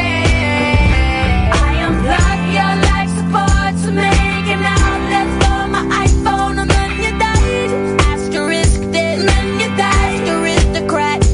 I unplug your life support to make an outlet for my iPhone, and then you died. Asterisk this, and then you died. Bring your life back. Emoji. Y-O-U apostrophe R-E. Your own very worst best friend to me. Emoji. T-H-E-Y apostrophe R-E. Predictive text, spell checked it. I stand auto-corrected. I unplug your life support to make an outlet for my iPhone, and then you died. Asterisk this, and then you died. Aristocrat. I unplug your life support to make an outlet for my iPhone, and then you died. Asterisk this, and then you died. Bring your life back. We defy the FaceTime continuum. We defy the FaceTime continuum. I'm speaking typos, predictive texted. I spell checked it. Asterisk. I stand auto-corrected. I unplug your life support to make an outlet for my iPhone, and then you died. And then you died. I unplug your life support to make an outlet for my iPhone, and then you died. And then you died. I unplug your life support to make an outlet for my iPhone, and then you died. And then you died. I unplug your life support to make an outlet for my iPhone, and then you died. And then you died. I unplug your life support to make an outlet for my iPhone, and then you died. Asterisk this, and then you died. Aristocrat. I unplug your life support to make an outlet for my iPhone, and then you died. Asterisk this, and then you died. Bring your life back. Emoji! It's Imani. You've got to love Imani. You can buy that now. I think the album is out. Imani Coppola and FaceTime Continuum. 0344. For a sinking second there, I thought I was giving out my home phone number. That's why I froze. I don't know my home phone number, but I thought, is that my home phone? No, it's not. 0344 499 1000. Call straight to air. Now, I've turned the lights off. It's been a very strange show this evening. I suspect it will either get stranger or boringer. One of those two things. It's either going to become more stranger, or more boring. Okay? I don't know which. I am powerless to know. 0344 499 1000. There's a phone line flashing on my screen. I touch it. I say line 1. You're on the wireless. Hi, Iain. It's Angela. How are you? Hello, Angela. You're the person that told me about the ghost detector app on the iPhone. Yeah, I've still got it. Yeah, I've got it. Here's the thing. My kids love it. Here's the thing, though, Angela. It started... There's an app that tells you if ghosts are nearby and whether they're malevolent or not, right? Yeah. The app started by itself the other day. Yeah. That is freaky shiz, man. That is freaky. It is freaky, isn't it? Yeah, it is very, very freaky. It was in my pocket, and I pulled it out of my pocket, and the app had been activated. I don't know what. Maybe by ghoulies, or perhaps by a ghost. We just don't know. I guess what? I've got the whole weekend to myself. Are you inviting me over for sex? No. Oh, I thought that's what that was. I'm so sorry. I'm so sorry. I completely misread the signals again. No, the boys are going on a camping trip. Okay. So I've got the whole weekend. Do you fancy some sex with me? No, you can if you want. All right, beautiful. There we go. There we go. It's my favourite kind of lover, the reluctant one. Yeah, if you fancy right, it. then. Yeah. No, I can't be bothered with sex these days. No, me. It really is. Isn't it a faff? It is a bit, isn't it? Yeah, it is a faff. So what are you going to do this weekend then? Ghost hunt? I might do. Yep. Yeah, I've got some catching up to do. Yep. Because I've just in my bedroom. I finished the bedroom off. Doing what to the bedroom? I've decorated it, and I've got a new carpet. Yeah, everything now. Yeah. So you finish that off. Maybe you could finish a ghost off. Yeah, that'd be good. That would have been, wouldn't it? Yeah, I might do that. All right then. Well, let us know how it goes. I will. Thanks. You have a nice weekend. And you too. Thank you. Hang on a second. It's only Thursday, isn't it? Thursday. We've got another day yet. There's another day of the week to go.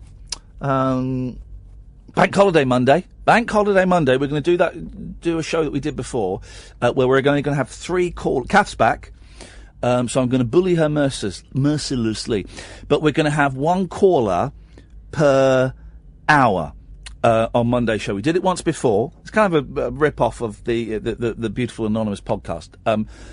So we'll have you will phone in at the start of each hour, and Catherine will pick who she thinks will make the best the best person to come on the show and to talk. Good evening, line 2. You're on the wireless.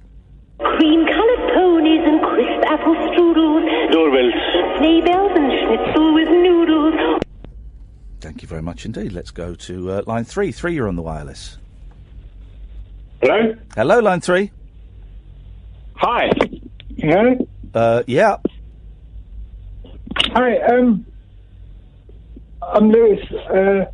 I'm just ringing to say that I love your show and everything. And thank you, Lewis. I rang you before, and I got really nervous. I think the last time I called in, he was in the Manchester show at somebody's house. Oh yeah. That we were at Terry's house, weren't we? Yes, yeah. Yeah. I called in, but I sort of I bottled it, you know. But I just wanted to call in tonight and just say thank you to everybody at Talk Radio, to you and to Sam Delaney, even Julia,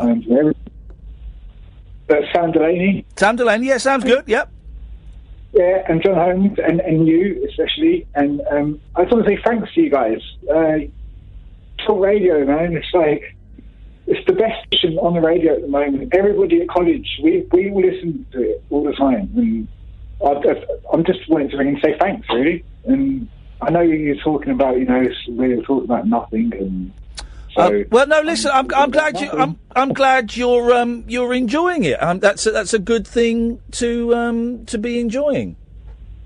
Yeah. Keep spreading the word. I'm trying to. We need more people listening. Yeah, I tweet all the time and everything, and all that. And Iain, man, Like, seriously, like, from the bottom of my heart, man. Cheers. I love you, brother. Take care, man. I'm glad you called. Thanks. Cheers, my dears. Ta-ta. Let's go to line 4. 4, you're on the wireless.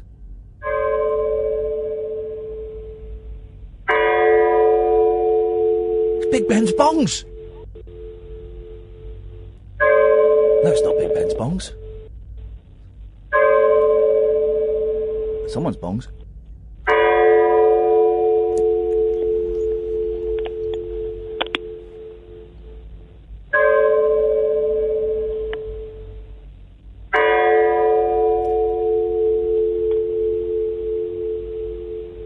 Is that the Grim Reaper? Is that the noise the Grim... Am I dying? Am I dead? Is he going to walk in now and I'm dead and that's it? Flippin' heck.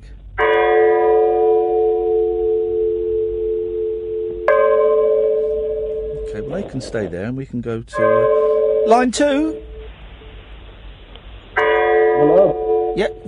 Just turn the bells down a little bit, John. Thank you. Yeah, hello, line 2.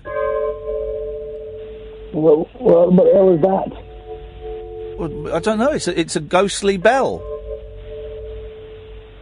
It's scaring the living daylights out of me, you know. I don't scare easily. Well, I can't make the bell end. TV.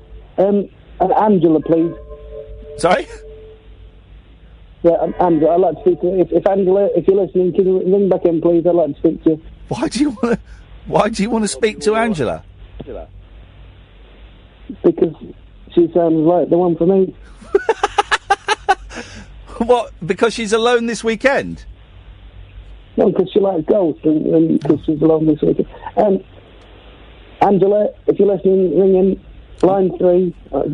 Well, let's wait and see. 03444991000. There's always a slight delay between what we say and what people actually hearing it. So let's see if you're Angela and you want to call in, then and speak to David. Then let's wait and see.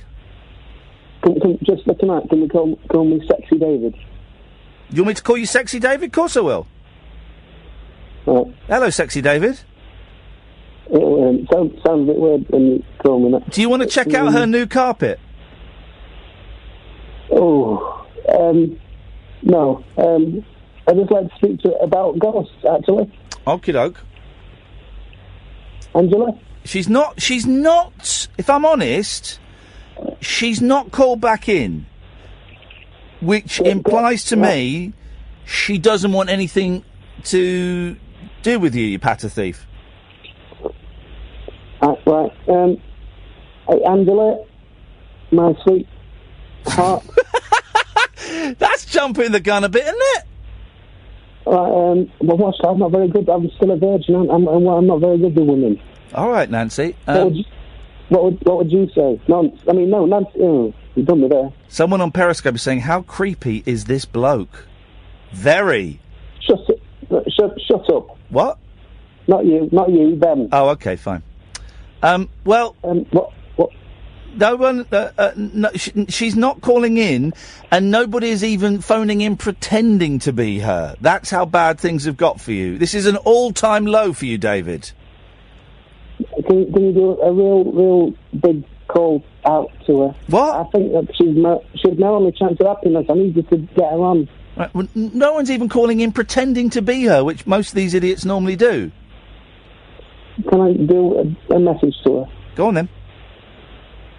Oh, you're not gonna... Someone's saying Badcock's making me miss Paul. Blimey. What, Paul the racist? Yes. Go on. Do your message.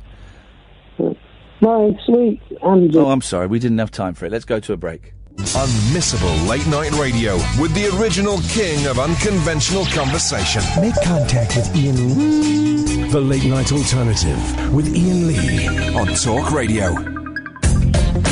03444991000 is the telephone number if you want to give us a call. You're more than welcome to. Okay. Oh, man alive. Very strange show this evening. Very strange show. Tomorrow will be light. I'm going to make sure that tomorrow will be light. But it's been strange, so I'm just kind of handing it over to you. Call in 0344 499 1000, straight to air. You can withhold your number. There are some places and shows that they don't. If you withhold your number, they won't put you through. I love it. I love it.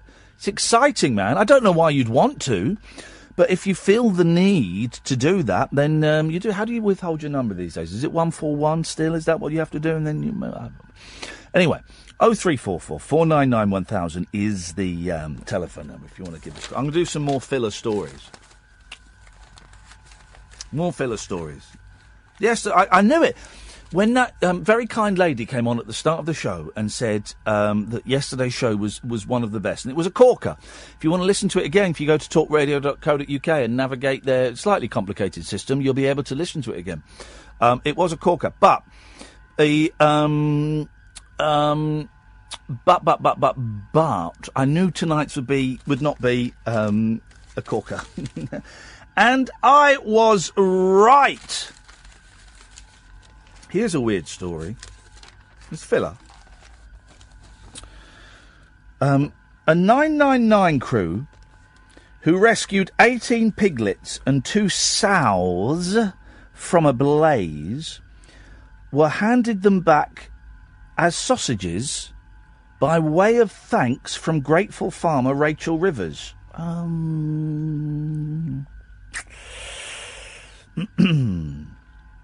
And the firefighters cooked them on a barbecue before posting pictures of their sizzling treat. Man, I could murder some sausages. I'm really, really, really trying hard to lose weight. And by that, I mean I'm trying to eat better and eat less. I went for a run today. Imagine. I say run. It was a stagger. I took the dog out and we tried to run around Windsor Great Park, and it was flipping awful. I don't know, running isn't particularly good for you and it's bad for your knees, and you don't particularly lose weight doing it. I know all that. But I thought, I've not been to the gym for a while. I still don't fancy going to the gym. I just can't face it. So I thought I'll compromise with myself. I'll go out and I'll try and run for a bit. Jesus. Man alive. It was horrendous. Horrendous. Within seconds, I had to wait till there was no one around to do it. Within seconds, I was sweating. I wish I had to hold my tits in. What the hell is that about? Line 1, you're on the wireless. Oh, hello there. Is that Iain? Hello, yes, it is. Hello there. I wanted to tell you about chickens. Or more specifically, ghost chickens. Okay. I'm not sure if you've ever heard of ghost chickens before. I know you can hypnotise a chicken. No, this is different. So this goes back about 9 months. Yes. About 9 months ago, I moved into a new house.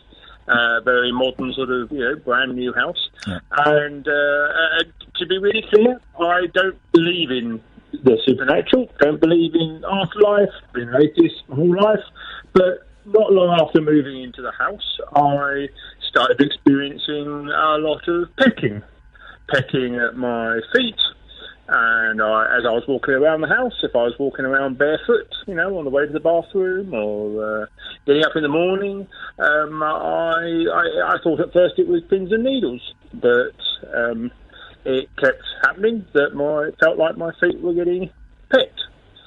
And at first I thought perhaps there was something wrong with my circulation, and I went to the doctors, and the doctors couldn't find anything, and so I thought, well, okay, so I carried on. I ignored it as best I could, but over the course of about 4-6 weeks, I went from just feeling pecking to just in the corner of my eye, just glimpsing something moving, something sort of darting out of the way. Yes. And eventually, if I turned my head quick enough, I started to see shapes. Oh, yeah. And eventually, it's about 3 weeks ago, I first saw the actual chickens, ghost chickens. There's about 7-8 of them, and they make their way around my house. They appear in the kitchen. They don't seem to like the kitchen very much, but they appear occasionally in the kitchen. They're mostly in the lounge. They walk about. They peck. They cluck. Yes. They crow. Yes. And they come into the toilet. That's the most disturbing part when you're trying to, do what comes natural in the toilet, and there's a chicken. Do they lay ghost eggs? I've yet to see any ghost eggs. Yep. There's an awful lot of clucking, and there are some ghost feathers. Yes. They seem to shed feathers, but there's not much in the way of eggs. Now I've tried to find an explanation. I've tried to have them exorcised. I contacted the Roman Catholic Church. I'm not a religious person myself, but I've seen The Exorcist, and I rang up the priest, and the priest, well, frankly, wasn't very helpful. They don't seem to think that chickens have souls, and I said, well, what happens if they're demonic chickens? If these are the chickens of Satan. What's a delightful fruitcake? Let's go to line... Thank you, John. Let's go to line 2. 2, you're on the wireless. Hello? Hello? Yep, you're on the air. Turn the radio off. Oh, hello. Sorry. Let me go to my bedroom. Hello? Hello? Hello, is this Iain Lee? Yes. Hello, this is Ryan. Hey, Ryan. I've been listening to your show for weeks now, and I've only just called in tonight because it sounded like you needed callers. No, I don't need callers. I prefer it when I have callers. I never need callers. I'd always think if you can't fill 3 hours with your mouth, then you shouldn't be doing this kind of show. No. But what? Tell me about you, Ryan. I lived in. Do you know Brighton? I do know Brighton. Yeah, I like Brighton, but I don't like the beach because it's not a real beach, is it? It's pebbles. It's pebbles. I like sandy beaches, but it gets under your big toe. Yes, I don't like going on the beach in my swimmers or barefoot, but I do like walking along a sandy beach whilst wearing walking shoes. Yeah, I like doing that too. I've just moved to. Do you know Southampton? I do know Southampton. I'm trying to think if I've ever been to Southampton. I'm not sure. It's not very nice. Oh. No. It's what I'd call a cesspool. You're saying that, Ryan, not me. Okay, I didn't know if I was allowed to swear on here. I hope I didn't. Cesspool isn't a swear word. No, but I won't say one. So I've moved here because I'm starting university in September. Oh, fantastic. What are you studying? Physiotherapy. Oh, yeah. At university, is it? For legs and stuff. Oh, is it just for legs and stuff, or by stuff do you mean the rest of the body as well? the rest of the body as well. Okay, so why don't you just say for the body? It's the legs. So I've already moved into my house, but you're keen? Yeah, I know. But before I lived with my family in Brighton. Yeah. So I lived with my mum, my dad, my 4 brothers, and my 3 sisters. And now that I live here, I don't know, it's very lonely so far. I bet it is. Have you not made any friends yet? Well, no one else from university doing physiotherapy with the legs is here. So, whereas before I'd sort of wake up to the sound of the roosters and my 4 brothers and my 3 sisters on their bikes, it's now very quiet. Okay. Do you have, where do you live? Roughly, not exactly. I'm so glad that you and your friends have found the show. Genuinely glad that you. Can I set you a challenge? Me and my friends? Yeah. There's no one else here. No. Of course not. But you and the chicken ghost guy. Can I? The chicken ghost. Ian, I honestly don't know what you're talking about. Okay, buddy. I heard the last call and something about geese feathers, but I didn't hear it properly because I was trying to get through myself. Okay, yeah. Okay, fine. And I'm glad you and your friends have found us. It's great. But how long have you genuinely been listening, Ryan? Is it just tonight? Is it just since I moved in? No, it's since I moved in. Come on, dude. Listen, dude. I promise you, dude. I remember the caller who was doing his sports videos. Ryan. And down the rabbit hole. I watch all of them. Ryan, come on, dude. Well, listen, I'm not angry. I'm glad that you found it. I really, really am glad. But let's speak like mano a mano, yeah? Huh? I can set you a challenge that's going to be much more rewarding than you and your mate phoning up and talking about chickens to me. Because the thing is, right? I haven't mentioned chickens, Ian. Yes, you have. I'm cleverer and when did I mention chickens? I'm cleverer and I'm faster than you are, Sunshine. And I used to do what you did. You are not faster than me. Okay. I used to do what you did. Now listen, can I set you a proper challenge? And if you can achieve this, you and your mate will have my undying respect. What do we have to do? So you have got a mate there. Thank you. I'm just as fun. Ian, listen to this, okay? No. I'm not. You listen to this, Sunshine. I'm going to set you a challenge, right? Because there's no challenge, and it's fun, and I'm glad you've done it. I'm really enjoying it, right? But there's no challenge phoning up a straight-to-air section of the show and getting on. Here's your challenge. I've been on all the radio stations. Well, do you reckon you could get on LBC right now talking about ghost chickens? LBC. Are they doing a talk show as well? Yeah. Oh, yeah. Can I give you their phone number? This is genuinely their phone number, right? If you can... Katie Hopkins on there. She's not anymore. She got the boot. If you can get on to LBC tonight talking about ghost chickens, you and your mate, you will have my undying respect. Have you got PayPal? Sorry? Have you got PayPal where you send me money? I'm not going to pay you for it, you muppet. Here's the... Have you got a pen and paper? Sorry, Ian. Huh? Have you got a pen and paper? Yeah, let me just get my pen. Right, here's the number. Right. You can either do it, but you've got to record it, right? So I can hear it. Yeah. Okay. Okey-doke. 0345... Hold on. Yeah. 6060... Oh, dude, take the phone. Stop being a twat. Take the phone number down. Listen, 6060. I have 6060. Read out the number. 03456060. But you've actually stop playing your silly sound. You've actually got to do it. I am. I've written it down. I'm a glutton for punishment. 973.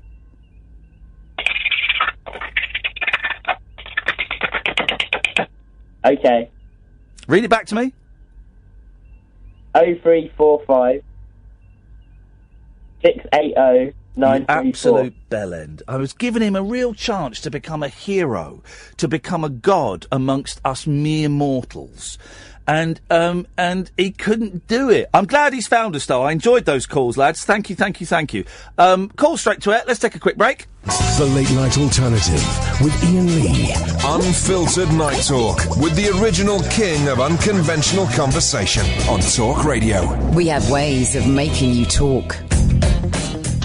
I enjoyed that. It is great to see, and I've said this so many times, to see the prank calls slowly making a comeback. I enjoy it, and it's wonderful.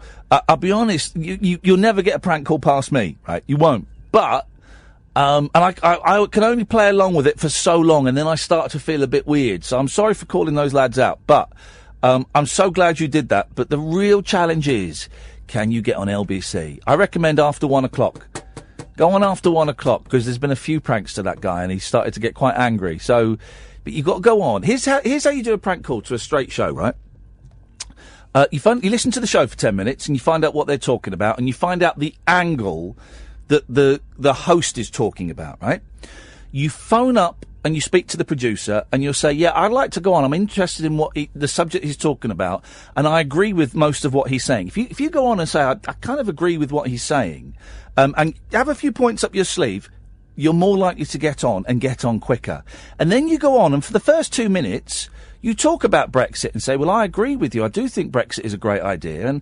And I'm concerned that Theresa May is making all these statements about Brexit while the Parliament are on a break, and I just think that it's misleading to the public. And I do worry that these ghost chickens are going to come in and they're going. You just got to go in there for a bit and win them over. Trust me. Trust me. I phoned up LBC the other day on air. I asked them for a job and they cut me off. So there. Oh, do you know what I was going to do tonight? Remind me tomorrow. Can someone remind me tomorrow? What we're going to do tomorrow is we're going to take a punt, and we're going to phone up some places around the world. Right? We'll tell them they're on the radio. It's not like a prank call or something, and we'll see. We'll pick numbers at random. Okay. We'll see if we can get. We might. I've just had a feeling. I meant to do this tonight, and I can see all the lines flashing. I'll come to you in a minute. I just had a feeling today that if we did it, we might get a few good stories.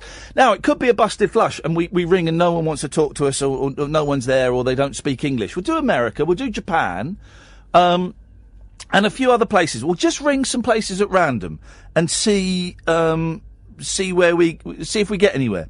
Should we do that tomorrow? Can you remind me, Periscopers? We'll do that tomorrow. Let's go to line 4. 4, you're on the wireless.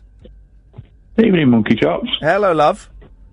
Can I just confirm, did Dennis say that he's still alive? Dennis confirmed that he is still alive, yes. Okay, how about Generalissimo Francisco Franco? I'm afraid I cannot answer that. He didn't confirm either way. Why, have you got an accumulator? No, swing and a miss. Saturday Night Live. Okay, thanks very much indeed for that. Right. Let's go to line 3. 3, you're on the wireless. Hello? You've been placed on hold. Oh, it's one of those, okay. Line 1, you're on the wireless. Hip, hip, hip. Hip, hip, hip. All right, Ian, I'm on a withheld number. So you've had a withheld number and a ghost chicken call. So it's like your dream show, yeah? It is. I'm hard. Yeah, me too. It's the best day of my life.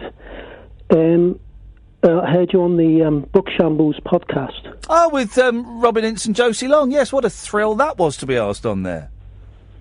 Yeah, I thought it was great. It's one of my favourite podcasts, and so it was great to have you, who I really like, and Josie Long and Robin Ince colliding. I love. I worked with Robin years ago, and so I know him a little bit. And I love Josie Long. I think she's just one of the funniest people around at the moment. I think she's so clever. I think she's underrated. Wonderful. Yeah. Oh well. I don't know how she is rated. I don't really keep track of these things, but I think she's absolutely brilliant, and I'm a huge fan. Yeah, because she's sort of not a gag comedian. No. It's like you have, it's more like, I think you said it before, performance art. Yeah, oh, yeah, definitely. Definitely. I don't think, you see some stupid comments on YouTube under her videos where people don't realise that you have to wait for the gags because it's not like the normal comedy. It's a much more interesting thing. I think she's one of the best comics in the country. She is. May God bless Josie Long.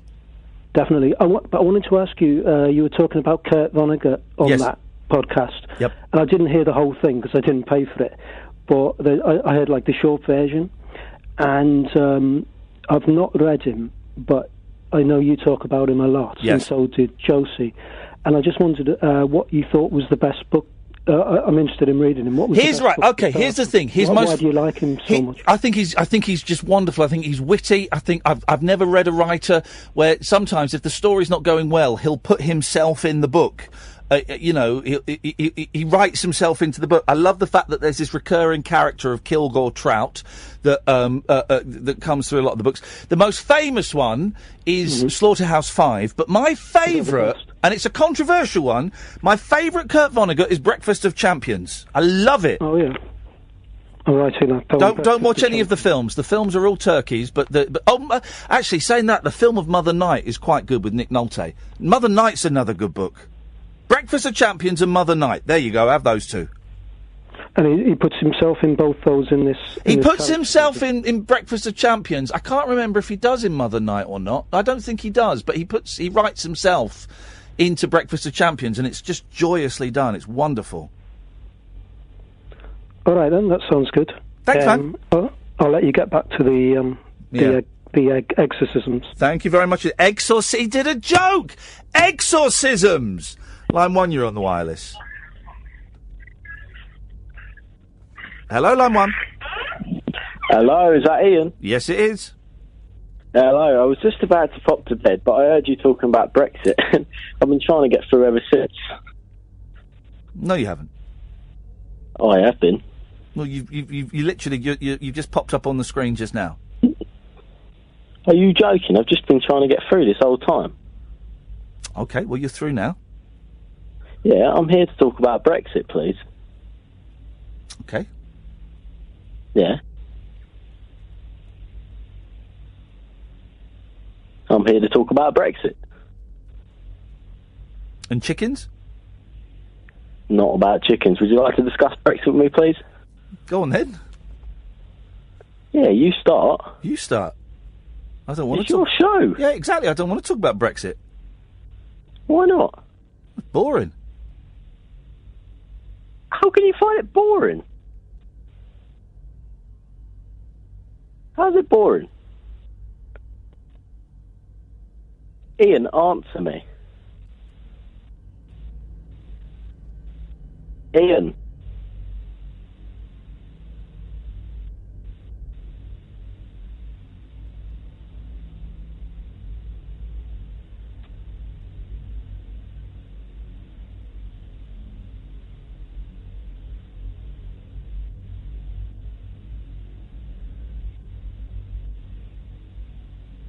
Here's the thing. I don't mind prank calls. They've got to be better than this, man. They've got to be funny.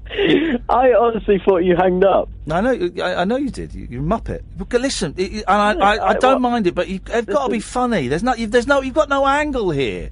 When I phoned up, no, you're not. When I phoned up Mike Stickett, genuinely here to talk about. All right, Ian, hang on a second. It's not funny. Listen, it's not funny. You're not being funny. When I phoned up Mike Stickett, Brexit to you, dude, just I'm giving you some advice that's going to make your future in prank calling so much better, right? If it doesn't have anything to do with Brexit, Ian, I wouldn't like to hear it. When I phoned up Mike Stickett to talk about the millennium.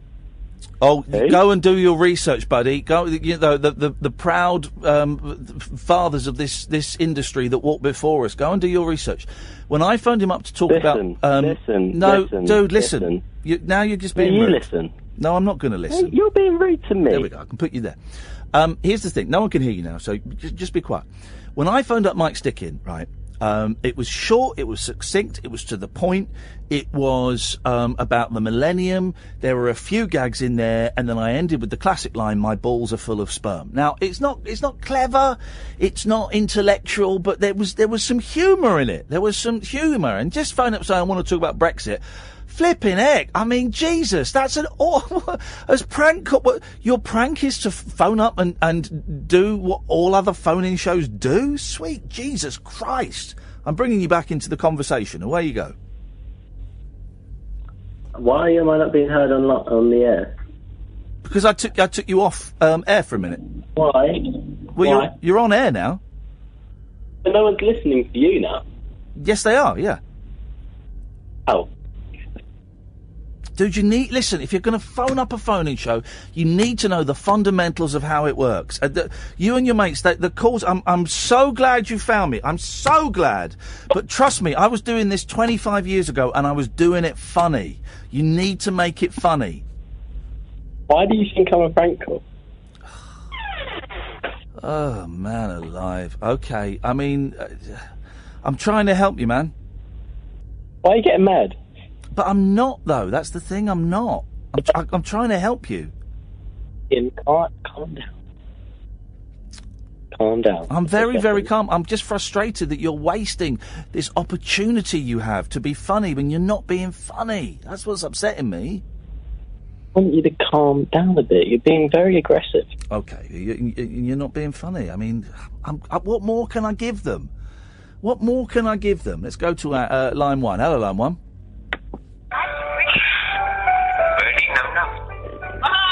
Birdie num num. A birdie num num. That's right. There were 4. What are you hearing?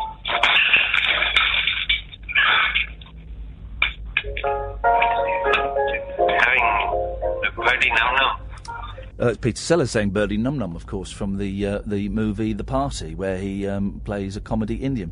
We've got another 10 minutes or so we'll have a quick break, and then we'll try again, shall we? Yeah, OK, here we go. The Late Night Alternative with Iain Lee on Talk Radio. Call straight to air. Another 8 minutes of the show. Very disappointing prank so far. There's a lot of work we need to do here, guys. Line 1, you're on the wireless. Hello, it is Iain. Oh, Jesus. Hello.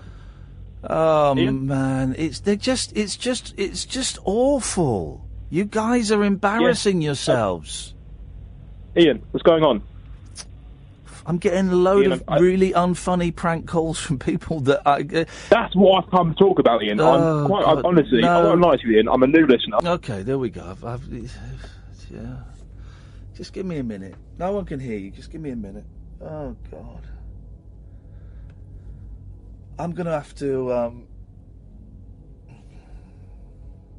I'm going to have to, do a video or a seminar on how to... the art of the prank is what I'm going to have to do. You can't prank a prankster. I don't know, maybe these are bits of theatre. I'll come to you again in a second. Maybe these are bits of theatre and I should be immersing myself in them. I don't know. Complain to off-prank, someone says. You're right. Go on, you're back. You weren't on the radio then. You're back on now. Okay, Iain, I think you got the wrong end of the stick here, mate. I'm not a prankster. Okie dokie. Line 2, you're on the wireless. Hi, Iain. It's Lewis again. Hey, Lewis. Hey, man. I just want to say thanks again for Imani Coppola. I've got an Imani Coppola story that I can give you. Yes, now we're talking. Yeah. Since you shined a light on it, Imani Coppola, my 2 little sisters, I took them to London Comic Con, and we were both listening. Well, the 3 of us were listening to Imani Coppola on the radio, and they love her. Good. Right? Good. And my sister Flo, she's really into especially the green hair stuff, the late 90s and everything. And I just want to say thanks, for that again. And I want to say thanks to Cass as well. You know, the producer you have, obviously, you know, because I was really into radio production when I was in secondary school and stuff. Yes. But some stuff happened and whatever, blah blah blah. But Imani Coppola, my sister has ordered her album and everything. She's really bloody into her now. So well, it's an absolute pleasure. She's a genius, and I'm always happy to spread the word. Line 1, you're on the wireless. Who's best on the TV show New Tricks? Is it... these lads are just... I will take the next one and we'll let him do his piece, OK? We'll let him do his piece. Go on. Go on, Line 2. Go on. Give us your best shot. You've been placed on hold. Please wait. That's a sneak. Do you know what that is? That's a sneaky little trick where...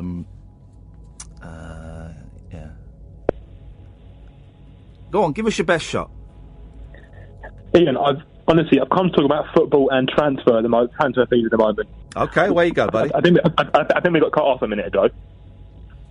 You do your piece. Let's you do your piece, and I'll score you out of 10. Absolutely fine. Honestly, if you think I'm a prankster, you can end the call after a minute. I'm not a prankster, Iain. My name's Ryan, by the way. I've come to talk about. I don't know if you're into football or anything. I'm a new listener. I won't lie. But I've come to about Make it interesting, man. It's a dull prank. That's all I'm angry about. Is they're dull. Make it interesting. Just get to the punchline, man, because it's boring. I'm to talk about have you seen the Neymar transfer fee? In 200 million. The soldiers be getting this money. Soldiers. Oh God, these are awful. I give you 2. Have you seen the amount of money these footballers being paid? I give you 2. Of it. I give you 2 out of 10, and that is me being really generous. Iain, this is a terrible talk show. They call him a prankster. And this is a terrible prank. That's the problem. This is not a prank, Iain. And it's not, is it? It's not. It's just. Money? Here's the thing. Is the? All right, I've got it. Because this is a show that doesn't talk about normal issues like soldiers and football and stuff like that. So the prank is then to phone in and talk about those issues. I get it. I get it! This isn't Ian. I get it! I finally got it! You're a genius! The genius is to talk about those issues on a show where we don't talk about those issues. Ian, I finally got it! Honestly, it's not that. Ian, it's nothing to do with that fella. I have been listening to TalkSport for the last hour or so, and I am disgusted by the transfer fees being flying around. Soldiers be getting this. I'm not going to give you the pleasure of the punchline. I'm not going to deliver the punchline for you. Do you not think soldiers sacrificing their life should be getting this sort of money? Soldiers working day and night in Afghanistan should be getting 200 grand a week instead of this Rubinho or something like that. It's disgusting, Ian. Oh, God. Can we delete tonight's show from everyone's minds? It never happened. Ian, I am disgusted by I this. know. Honestly. Okay. Ian, do you not think soldiers should be getting this sort of money instead of footballers? Oh, Jesus. There's no challenge to this. Phone up LBC with this kind of thing, because that's the Ian, challenge. if I want to talk about Brexit, I'd phone up LBC. I don't want to be discussing the Labour's manifesto, thank you very much, this time of the night. I want to discuss important things in this country, like how footballers are paid 200 grand a week, while poor Bob from the local... oh, mate, it's your impact. I'm going to put you... I'm going to get 15 grand a year. Dude, I'm going to put you out of your misery. I'm going to put you out of your misery. Let's see if this one does any better. Go on. Hello, Ian. Don't talk. I will. Just listen, please. That's not how you start a phone call with me. Line 1, you're on the wireless. Hello? Hello?